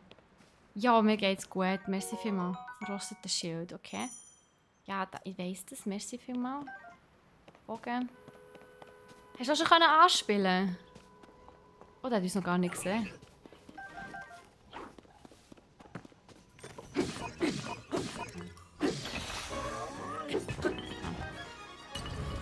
Und die Kiste ist ready. Haha, cool. Nein, ich muss arbeiten am Sonntag vielleicht dann. Am Sonntag vielleicht dann. Mann, Enki. Du musst doch ein bisschen früher Zeit nehmen und nicht erst am Sonntag. So heute Abend vielleicht so eine Stunde oder so. Also ein bisschen reinschauen. Wäre schon noch nice. So, näher. Was ist das? Das sieht nicht aus wie ein Konstrukt. Also weder böse noch nett, sondern irgendetwas anderes. Ich würde sagen, wir gehen dann mal auf den Grund. Ich will zu meinem Freund. Okay. Und was bist du? Oh no! Nein, ist nicht wahr. Oh nein, wo ist denn mein Freund? Du kannst mich sehen. Ich bin ein Krog, no! Hey Massimo, wie geht's dir? Also ein Waldgeist und zusammen mit meinem besten Freund reise ich um die Welt. Aber wir wurden getrennt. Oh. Sieht so aus, als würde er mir ein Rauchsignal schicken. Dann sollte ich mich beeilen, um zu ihm zu stoßen. Aber ich bin so erschöpft, ich kann mich kaum bewegen. Ja, kein Wunder mit einem riesen Rucksack. Was für ein Schlamassel. Wer hätte gedacht, dass ich von meinem Freund getrennt werden würde? Ja, ist gut. Ich kann ihn holen. Oh Mann. Also, dann haben wir eine Stätte hier. Dann mache ich daher so. Dann haben wir den hier.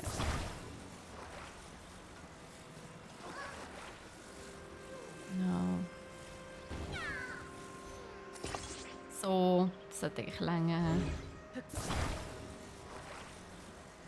Wir müssen noch schnell drehen. So.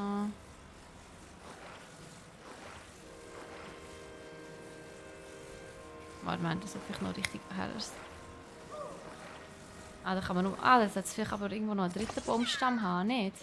Ausser, ich muss einen selber schnell machen. Das kann gut sein. So. Yes, hier einiges. Und ja, wie ist es gegangen mit den Baumstämmen?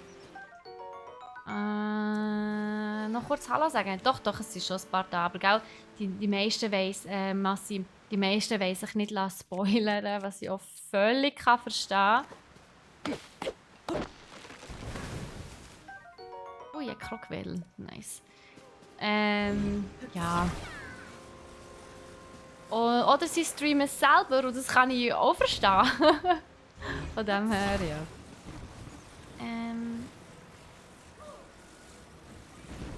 Nein, andersrum. Ja, genau, machen wir so. Und. Yes, verstehen. Gut. Jetzt muss ich das Ganze, glaube ich, schnell auf die andere Seite buxieren. Höher. Ja, so, merci. Ich sehe nichts.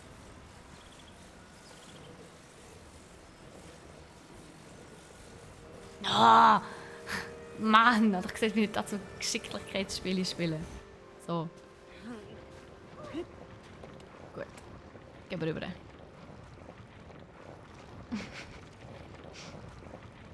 Aber witzig ist es auf jeden Fall.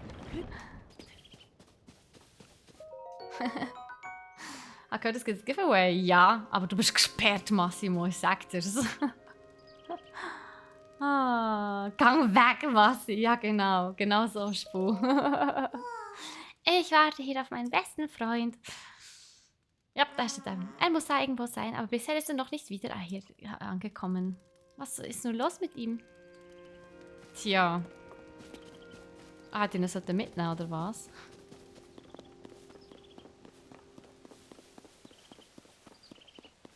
Hier haben wir auch wieder so Haken.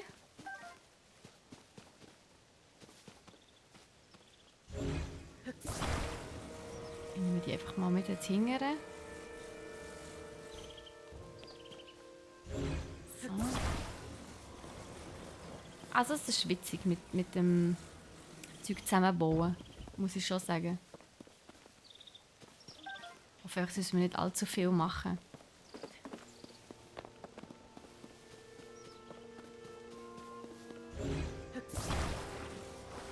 Jetzt vor allem noch das Segel. Okay, spannend. Ah, oh, verbinden muss ich es auch noch. Ja, so. Da gehen wir auf die Seite dort. Aha, aha, aha. Dann ist endlich der Schrein. Es geht ja ewig, bis wir da jetzt sind.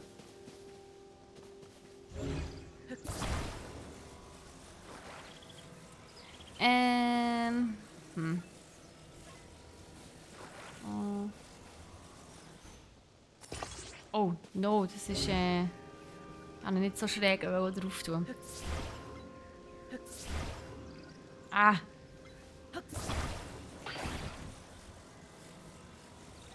So. Jetzt müssen wir gleich nochmal einen Baum fällen. Ja.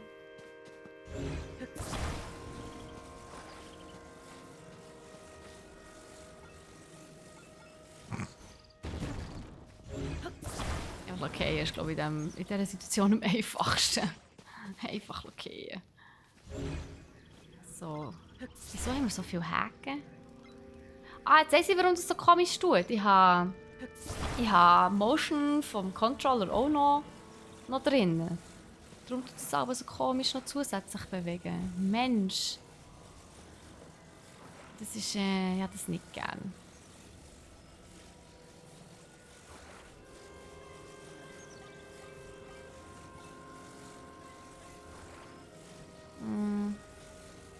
So. Ja gut. Ich weiß auch nicht, für was das Segel ist. Ah, das ist zum wieder raufkommen. Aha. Ha.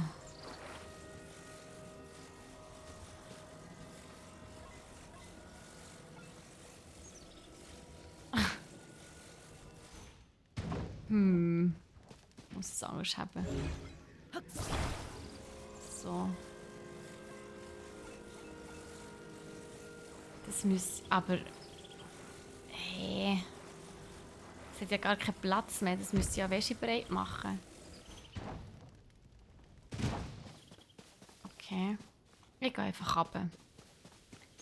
Komm. Dann nehmen wir das Teil. Und gehen einfach eins weiter runter. Ich will da zu diesem Schrein. Mann.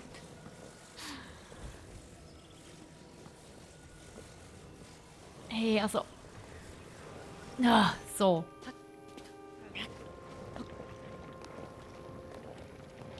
Gut, geht.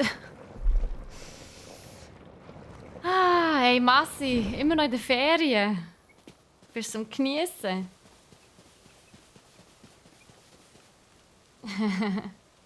Massi, der Enki braucht doch keine Points. Ich kann die Games doch auch gratis übernehmen.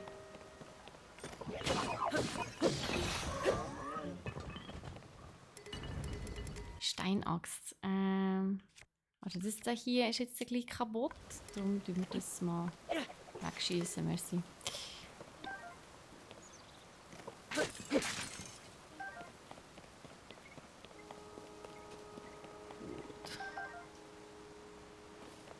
Ah, was haben wir da? Ein Prügel, so. Aber die haben ja schon zu viel, hä? Ja, dann nehmen wir nochmal so einen und schießen den auch noch weg. So.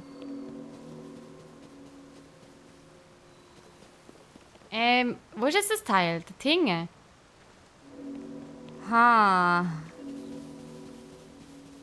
Ja, dort drüber komme ich ja jetzt nicht so einfach. He? Also ist das der Moment, wo ich das erste Mal ein Floss bauen muss. Und jetzt habe ich die Dings nicht da.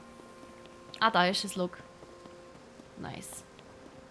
Das wollte ich schon sagen, haben wir jetzt ernsthaft da oben, also das Segel hier oben gelassen und hier bräuchten wir es jetzt, aber sie sind schlau.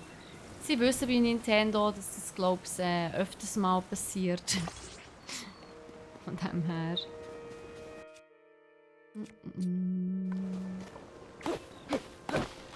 Hey Googly, wie geht's dir? Sally. Ui, Eichle. Nice. Alles gut bei dir? Schön Feierabend. Ready zum Zelda-Gamen. So.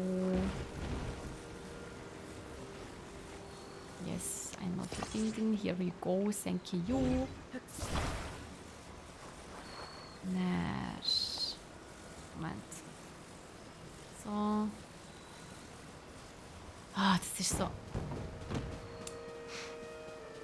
Man muss mega aufpassen, wie man das Zeug greift. Wo sonst macht es plötzlich keinen Sinn mehr. Wie man das, wenn man es dann dreht. So.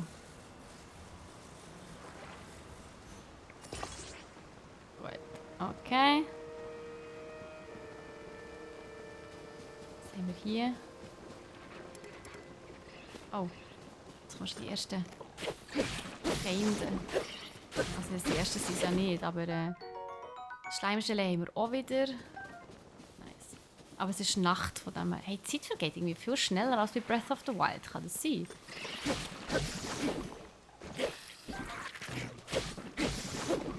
Naja. Ich würde sagen, nehmen wir mal unser Floss. Unsere Flosskonstellation.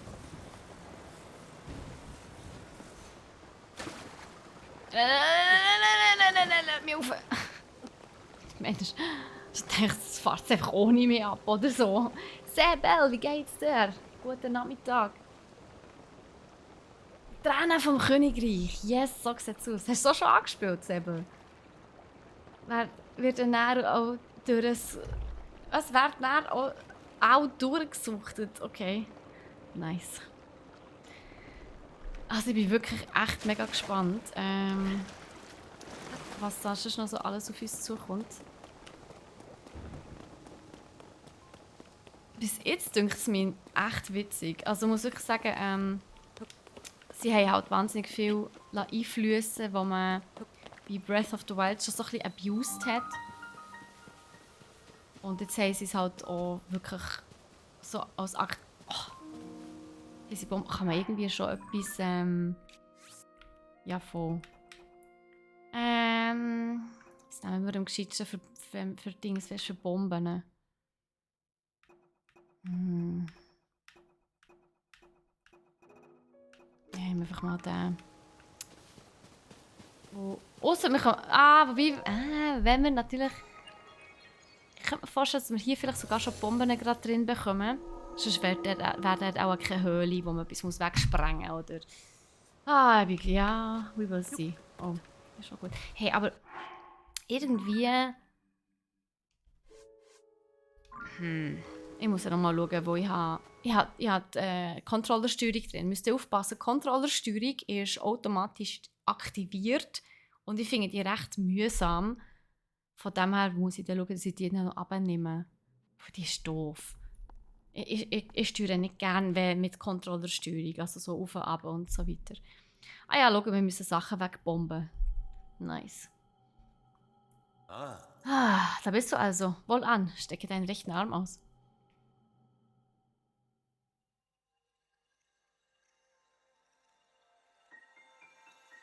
Bombs, Bombs, Bombs. Nice.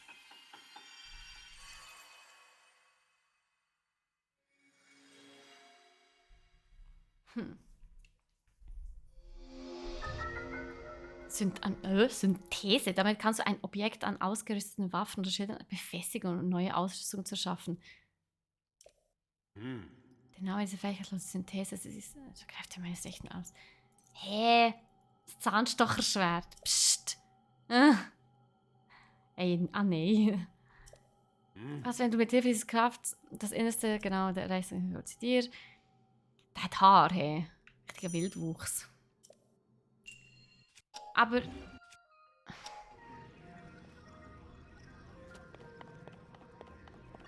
Ah! Okay, ja, das ist natürlich auch nicht schlecht. Rossige Zweihänder. Waffentasche ist voll. Da, das wollen wir nicht. Tschüss. Gut, okay. Dann können wir jetzt hier das in dem Fall, genau. So doof, ey.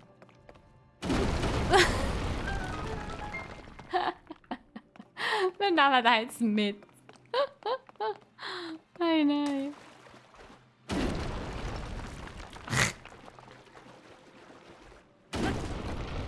Wie das aussieht. Was ist hier? Aha, das... Aha. Hey, nein! Was ist das? Feuerfrucht! Wenn sie beschädigt wird, erzeugt diese Frucht Hitze. Okay, ja, ich weiss, was wir müssen machen. Wir müssen es am Bogen befestigen. Ja, da liegt doch schon eine. Was? Material? Oh Gott, das ist viel. Bogen spannen, Material auswählen. Gut, okay. Die Bogentasche ist voll, aber wir haben schon viel. Wir nehmen jetzt zuerst mal alle mit. Jetzt sieht so doof aus. Sorry, aber was ist das? Hey, nein. Genau, hier ist sie. Wo ist sie? Da.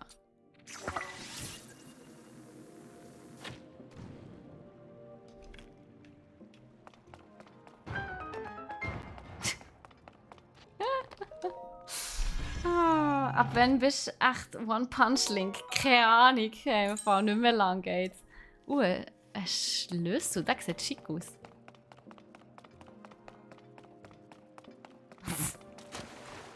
Da oben jetzt noch eine Kiste, okay. Boing.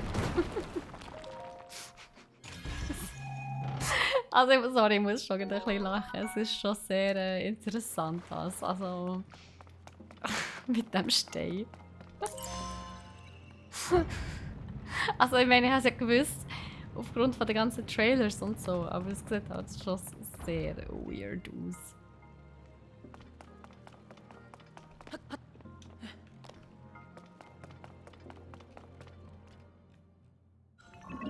Nochmal so ein Konstrukt, okay.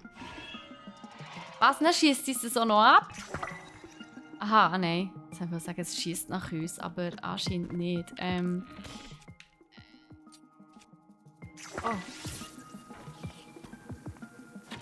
Hallo, nimm das. Oh! Oh, ey, wir sind hure schwerfällig, Mann. Das geht.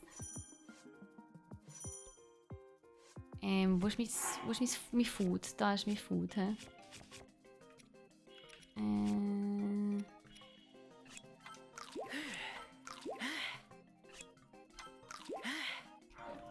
Boah.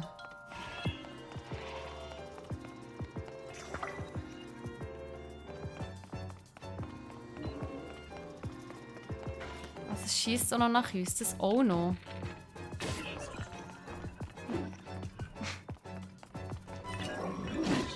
Nein. Oh. Also, das ist schon doof, dass wir so schwerfällig sind.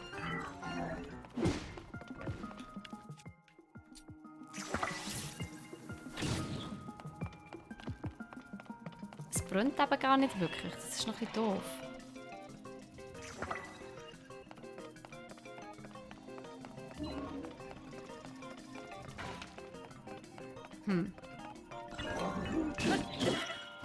Hey! Was soll das?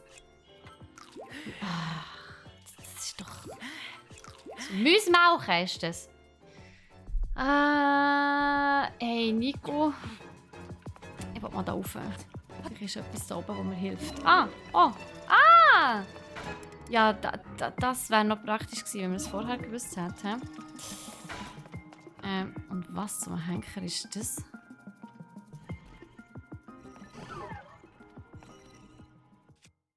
Warte, etwas muss ich loswerden. Da hier. Der Stock, den wollen wir nicht. Nehmen wir mal den hier. Und Stachel. Ein sieht böse aus. Also ist es Pixen. So ist es ziemlich stark Pixen. Ich glaube, unsere Reichweite ist das natürlich auch ein bisschen besser. Ja, here we go. Kommt mir noch früh sein, ne? Ich mache mal zu schauen, was wir schon hier noch haben. Da hat es noch mehr von diesen Früchten. Nehmen wir alles mit. Jetzt, als er schon verstauen war. Super. Gut gemacht, Steffi.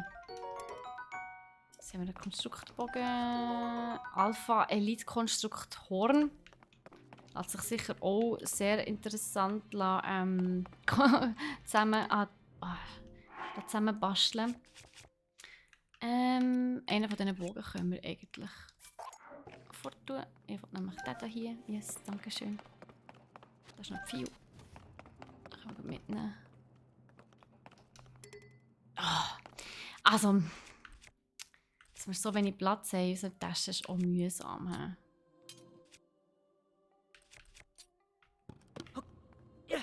Tja. Geht das auch? Das ist ein bisschen klein. Nein, natürlich geht es nicht. Was haben wir vorhin gehabt? Die Zweihänder, oder? Wo ist der? Hä? Gehen die... Warte schnell, irgendeine Cases... Also, Gesetz geht kaputt, wenn man es wegtut. Also, wenn man es nicht mehr ausrüstet. Aber das ist natürlich die Frage. Jetzt mal zu viele. Was man dann jetzt vorne dran tut. Ausser das funktioniert. Felsbrocken, Stachellanze. Wurde schon etwas per Synthese befestigt. Ja, ich weiss. Mensch. Nehmen wir halt gleich wieder den. Vielleicht geht's mit dem.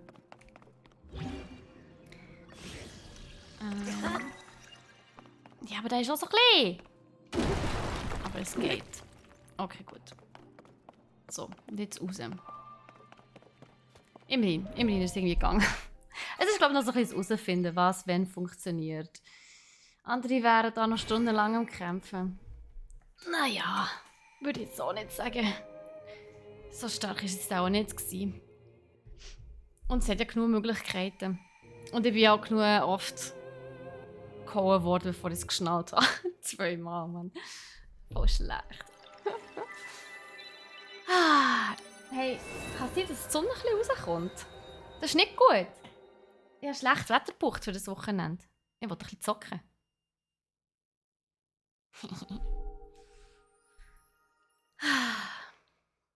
Let's go. Ein bisschen mehr Miasma draussen, sehr gut. Ui, das Giveaway ist gleich fertig, Leute. 20 Minuten, glaube ich, etwa. Nice. Möge das Segenslicht dir Kraft schenken. Die sehen sehr interessant aus. Ich komme mit die Synthese, Mann. Ich finde die irgendwie lustig.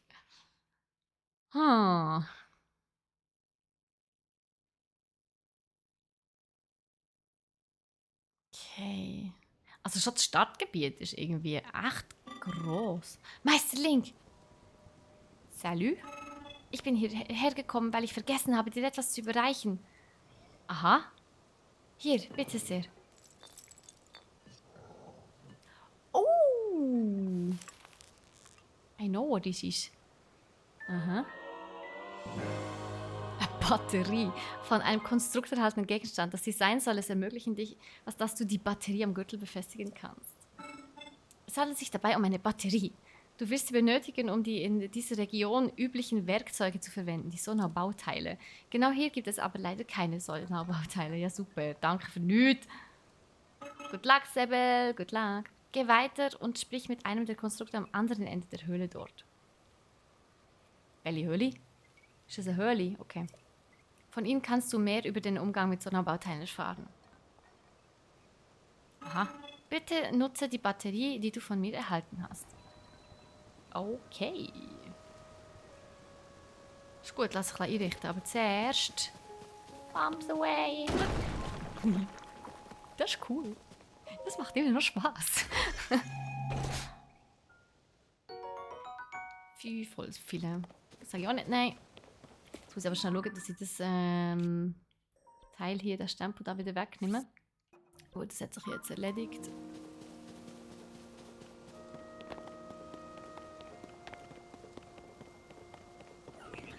Ja, komm her, komm. Bam.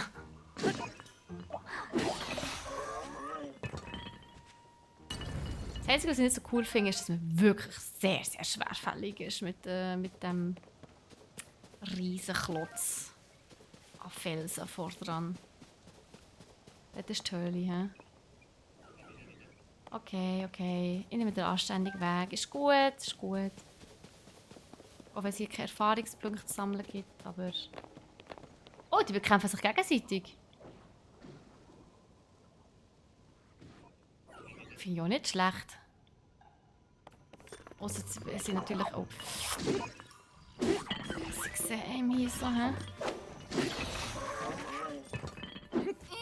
Warte.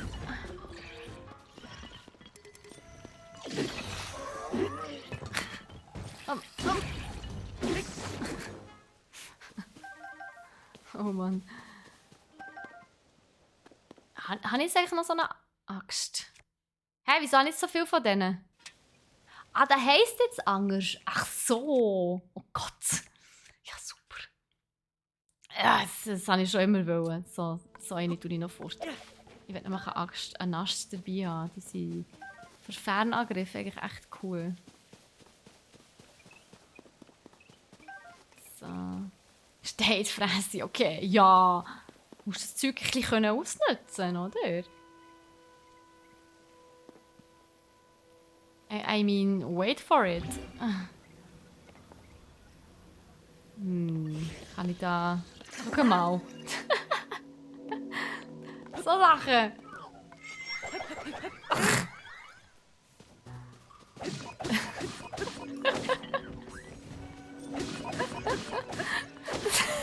Das sieht einfach aus wie ein... Ja, nicht. Wie ein Paddel oder so. Udo, was machst du? Ah, es brennt aus! Nein, mein Paddel hat brennt. Ein Bratfächer. Kann ich da jetzt irgendwie... Gut, danke vielmals. Ein Prügel. Nein, den Prügel, den lassen wir. Ding ist nochmal eine Kiste. Oh Mann, der Link braucht eine grössere Tasche. Ja, in your face. Ja, aber das hat er doch schon bei Breath of the Wild eigentlich gebraucht. Das kommt dann schon noch. Aber es wird auch wieder mühsam. Ich habe schon Crocs gesehen. Also von dem her, Alpha Kriegerklingen. Das klingt doch mal solid. Ja, im Fall... Ich würde gerne den hier irgendwie loswerden. Moment. Also ich glaube, der hier... So.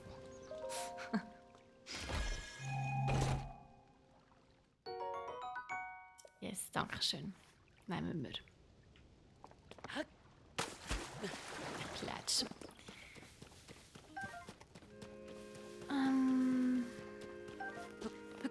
Also das ist wirklich das... Oh, noch mehr Wasser. wo mich bei Breath of the Wild immer mit Abstand am meisten genervt hat. Erstens, wie schnell die Waffen kaputt gegangen sind. Und zweitens, dass man so wenig Platz hatte für Waffen. Und dann hat man, mit der Zeit hat man so viel... Öl am See, okay. Mit der Zeit hat man so viel geile Waffen. Leuchtsam, okay. Aber man muss sich dann entscheiden. Und das ist so fies. Oh, das ist aber ein kleines Schwertchen. Genau, mit dem können wir auch noch coole Sachen machen. Das weiss ich nämlich. Das haben wir auch im Trailer gesehen. Das kann man nämlich an einem Pfeil anbasteln. Und dann tut das Ziel automatisch anvisieren. Das ist mega praktisch. So eine Tasche wie Termine. Oh, das wäre weisst wie praktisch. Was ist denn das? Ein Frosch, der an der Wand rumhüpft. Also nicht an der Wand, an der Decke. Oh ja, toll.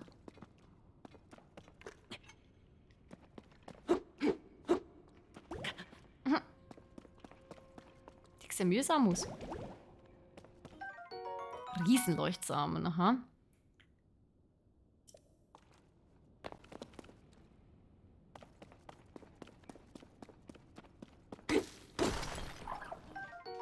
Ein Feuerstein, auch gut. Was ist der da hinten? Ich muss aber zuerst noch einen Abstecher daher machen. So, genau. Ah, okay. Ein bisschen mehr Steine und so. Steinsalz, Opalen. Kann man Feuerstein... Rubin. Ah, nein, Rodonit.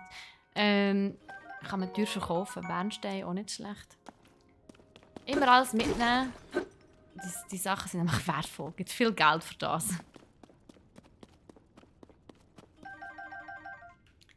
So, jetzt laufen wir dem Teil hinten nachher. Der Mantel vom Inspector Gadget. Ja, der wäre sicher auch praktisch. Ah, Jesus. Eigentlich nicht, aber okay.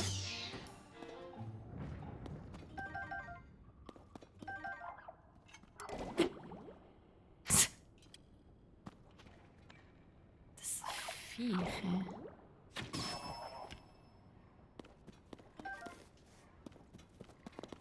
Was tut es?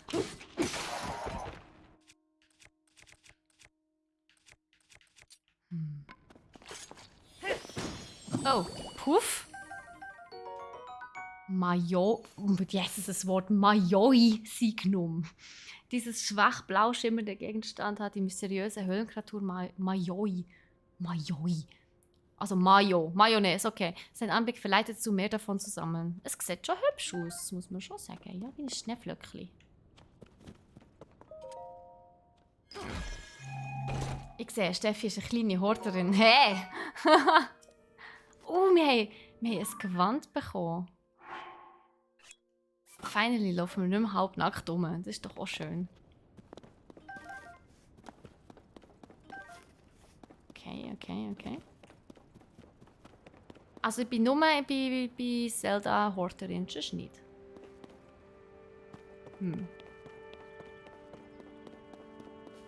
Ach, da sind wir. Die Stelle hat es beim Trailer gegeben. Wie lässig. Okay. Sally miteinander. Kein einziges dieser Flöße, mit denen man das andere Ufer erreicht, ist mehr intakt. Der ganze Transportbetrieb muss ruhen. Eigentlich werden hier Materialien ans andere Ufer transportiert. Das einzige Gute ist, dass zumindest die Sonaubauteile noch unversehrt sind. Ach, du bist nicht vertraut mit Sonautabauteilen. Sie sind hier bei uns unverzichtbar im Alltag. Lass mich dir alles genau erläutern. Ein grünes Objekt wie dieses ist ein Sonaubauteil.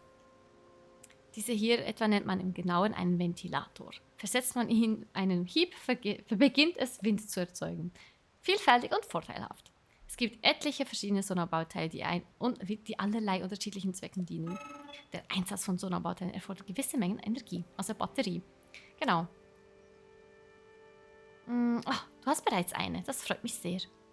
Lass mich sie dir zur Sicherheit trotzdem rasch erläutern. In Batterien steckt die nötige Energie um Sonnerbauteile nutzen zu können. Wird gerade kein Sonnerbauteil genutzt, so füllen sie sich ganz von selbst wieder mit neuer Batterie. Selbst wieder aufladende Batterien, das muss zuerst mal noch erfunden werden. Weißt du, wie praktisch.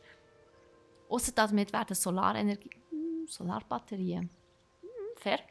Nutzen Sie nun nicht allzu unbedacht, sonst geht ihr mitten im Gebrauch die Energie aus. Verzeihe die Abschweifungen. Kurz und knapp steht weiter fest, dass wir ein Floß benötigen. Sonnerbauteile sind ausgesprochen praktisch. Sei kreativ, dann beherrschst du den Umgang mit ihnen im Nu. Okay. Da ist noch der Rauru. Da ist noch Pilz. Salut. Zuerst erschufen wir die Dienerkonstrukte. Danach folgten andere Konstruktmodelle, eines jenes auf seine Aufgabe spezialisiert. Kochkonstrukte, Handwerkerkonstrukte, bald gingen die verschiedensten Spezialisten ihren Tätigkeiten nach. Einige von ihnen erlangten größeres Wissen als wir selbst. So wurden unsere Geschöpfe zu unseren Lehrmeistern. Erinnert mich, wie gesagt, ein bisschen an AI irgendwie. Du solltest dich nicht scheuen, sie anzusprechen. Ich bin sicher, dass auch du einiges von ihnen erfahren kannst. Habe ich jetzt gemacht, yes. Yes.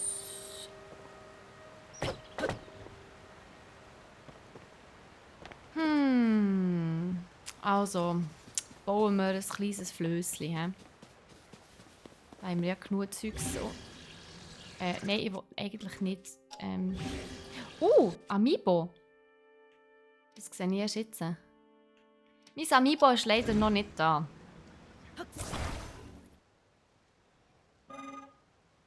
Diese Teile werden benötigt. Solltest du welche benutzen wollen, bitte bedient dich am Ufer. Ja, okay, Entschuldigung. Ist gut. Geht rüber. Mann. Kommt mir helfen und dann das. So, wir machen es jetzt einfach genau gleich, wie sie es im Trailer gemacht haben. Nicht wahr? So. Voilà.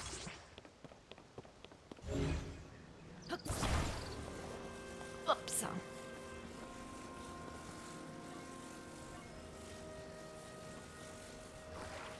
Einmal hier. Ei. Einfallstoll.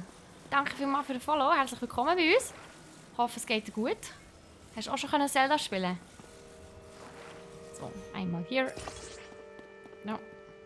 Und jetzt kommt das Ganze hier da schön ins Wasser. Genau. Kann man die Dinger echt steuern? Irgendwie habe ich kein gutes Gefühl. Und irgendwie interessiert es mich noch. Nein, lass los. Was da hinten noch ist. Oder kann man dann einfach... okay, nö, das ist nicht spannend. Aber es wäre schon noch gut, wenn man das irgendwie steuern kann. Irgendwie driftet das ein bisschen ab hier. Oh, komm da her. Tun wir die mal da rein. So. Ja, genau. Also wie ist es gegangen? Klaps und dann fährt es an. Ja. Yeah.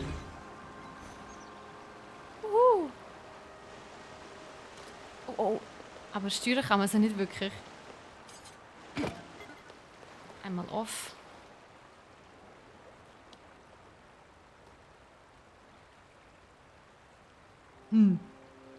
Steuern wäre actually noch praktisch, aber das kommt vielleicht ein anderes Mal. Hey ho, nein, mal wollen ins Gameplay hineinschauen. Also ich bin noch recht am Anfang. Ich habe erst etwa um 2:45 angefangen. Aber ich muss sagen, bis jetzt ist es echt witzig. So, uiuiui. Also Breath of the Wild hast du wahrscheinlich schon gespielt. Ja, es schließt einfach gerade dort an. Und von den Fähigkeiten und so ist eigentlich alles recht gleich. Ausdauerknolle. Aber man hat recht, also beziehungsweise gleich. Nein, es hat viel Neues. Gerade jetzt eben im Tutorial, also da am Startgebiet, lernt man das eben alles kennen. Und es ist echt cool. Also ich finde, es macht Spaß. Du bist in diese Richtung unterwegs? Dieser Bergpfad ist äußerst unwegsam. Bewege dich stets so, wie es das Terrain von dir verlangt. Ich habe einen Leitfaden zum Bewältigen dieses Bergpfads, der Sohn. Möchtest du mehr darüber erfahren? Ja, bitte. Sehr gut, also dann. Feuer ist nahezu unerlässlich zum Bezwingen des Pfads. Es dient zum Kochen und hält den Körper warm. Okay, wie mache ich Feuer? Ich empfehle Feuerstein als Grundlage, um ein Feuer zu entfachen. Lege einen Feuerstein auf oder neben ein Bündel Holz. Schlage ihn dann mit einer harten Waffe aus Metall oder Stein. Es gibt noch weitere Arten, ein Feuer zu entzünden, doch einfache Methoden sind anfangs oft die nützlichsten. Möchtest du auch über das Kochen wissen? Ja, bitte. Kochen kannst du jederzeit und überall. Du benötigst dafür nur einen Topf und ein offenes Feuer darunter. Eine sehr bewährte Art zu kochen ist es einfach nach Lust und Laune Zutaten zusammen in den Topf zu werfen.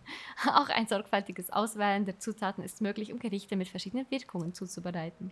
So ist es mit der Wahl der richtigen Zutat ein leichtes, sich mit Essen gegen eisig kaltes Klima zu bewappnen. Kleingetier und Monsterteile jedoch verderben jedes Gericht. Ja, das haben wir bei Breath of the Wild genug oft herausfinden. Nutze sie stattdessen zum Brauen von Medizin. Achte, auch die richtige Medizin kann dich auf Bergtouren wärmen oder gar deine Ausdauer wieder auffüllen. Auf jeden Fall ist der allererste Schritt der gleiche. Ein Feuer muss gemacht werden. Mehr kann ich dir leider nicht sagen. Bitte pass auf dich auf. Die ist cool. Nur noch ein paar Knöllchen mit. Ein paar Pilze. Hey, was hängt da unten dran? Ah, das sind einfach Felsreste, okay. Spannend. Also, aber wir müssen uns anscheinend hier zuerst mal noch ein bisschen vorbereiten, sonst kommen wir nicht weit, so wie es tönt. Ein bisschen Feuerstein.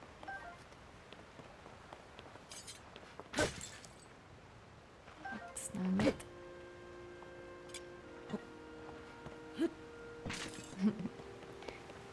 Beziehungsweise, ja, wir haben eigentlich alles. Wir haben Holz, wir haben Feuerstein.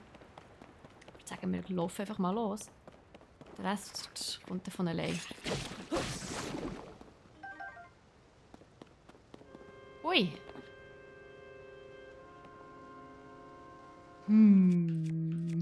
Ich habe doch da noch was.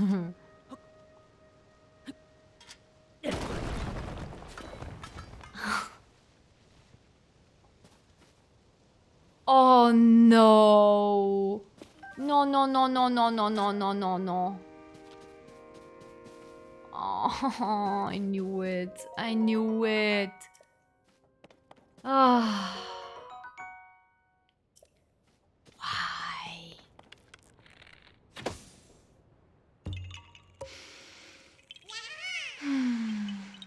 Haha, du hast mich gefunden. Und du bist ja gar nicht mal raus. Kill me now, please. Oh, ja, danke. Yay, wir haben uns erst gerade zusammen. Ah. Wieso nur bin ich da runtergegangen? Das war eine schlechte Idee. Der Frust ist schon real, schon jetzt.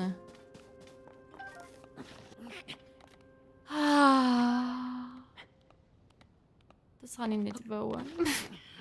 Also ja, ich meine, irgendwo durch war es klar gewesen, aber why? Why?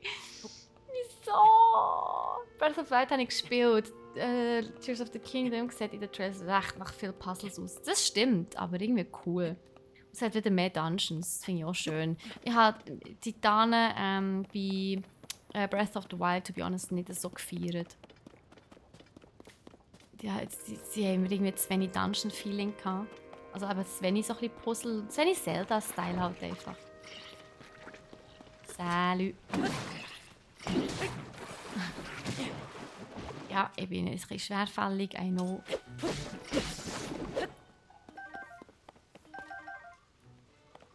Gut. Der Grafikstil der Roboter ist halt mega geil. Lieb's. Nicht so der Abfuck vom letzten Pokémon. Kann man bitte nicht über Pokémon reden, das macht mich traurig. Ey. Muss ich also wirklich sagen, das Pokémon hat mich ein bisschen enttäuscht. Also vor allem vom Grafikstil her recht traurig gewesen.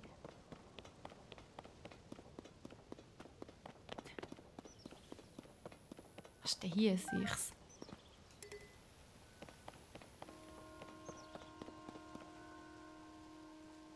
Drei Konstrukte hat sie. Oh, sie haben mich gesehen. Ach, das ist jetzt aber doof.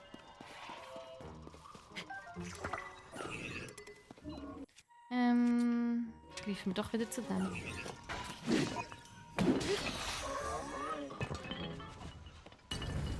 Ja, kommt da. Oh, das ist grösser. Ah! raus, komm. Ja. Oh shit. Oh. Ah! Kommst du da auf? Ah! Dass der immer noch so lang hat zum Aufstehen. Ey, nein. Das gibt's doch nicht.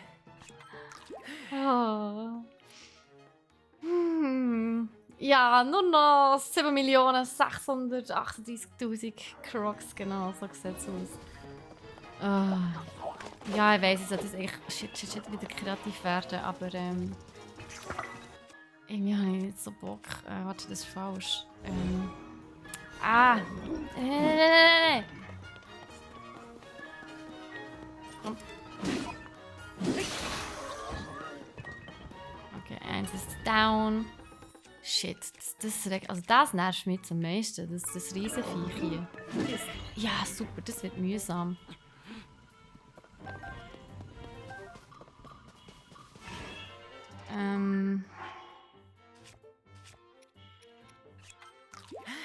Ja, so viel zum Proviant, hä? Das ist jetzt wieder weg.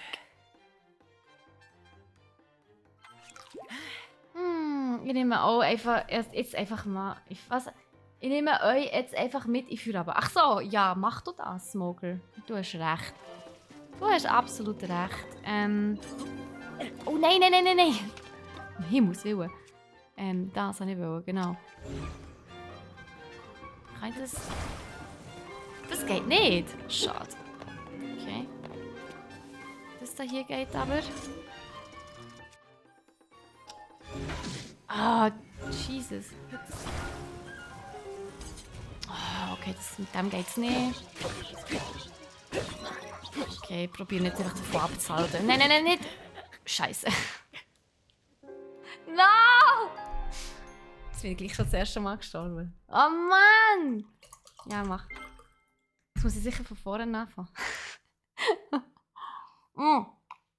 Könnte es sein, dass das Giveaway jetzt langsam also fertig ist? Ich schaue schnell. Das Giveaway... Oh! Kann es sein, dass das Giveaway abgelaufen ist? Ah, scheiße.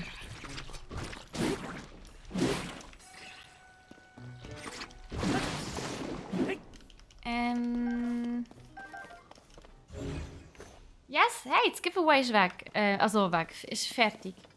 Es ist eben einfach so, ja. Ach, ist nicht so schlimm, nicht so schlimm.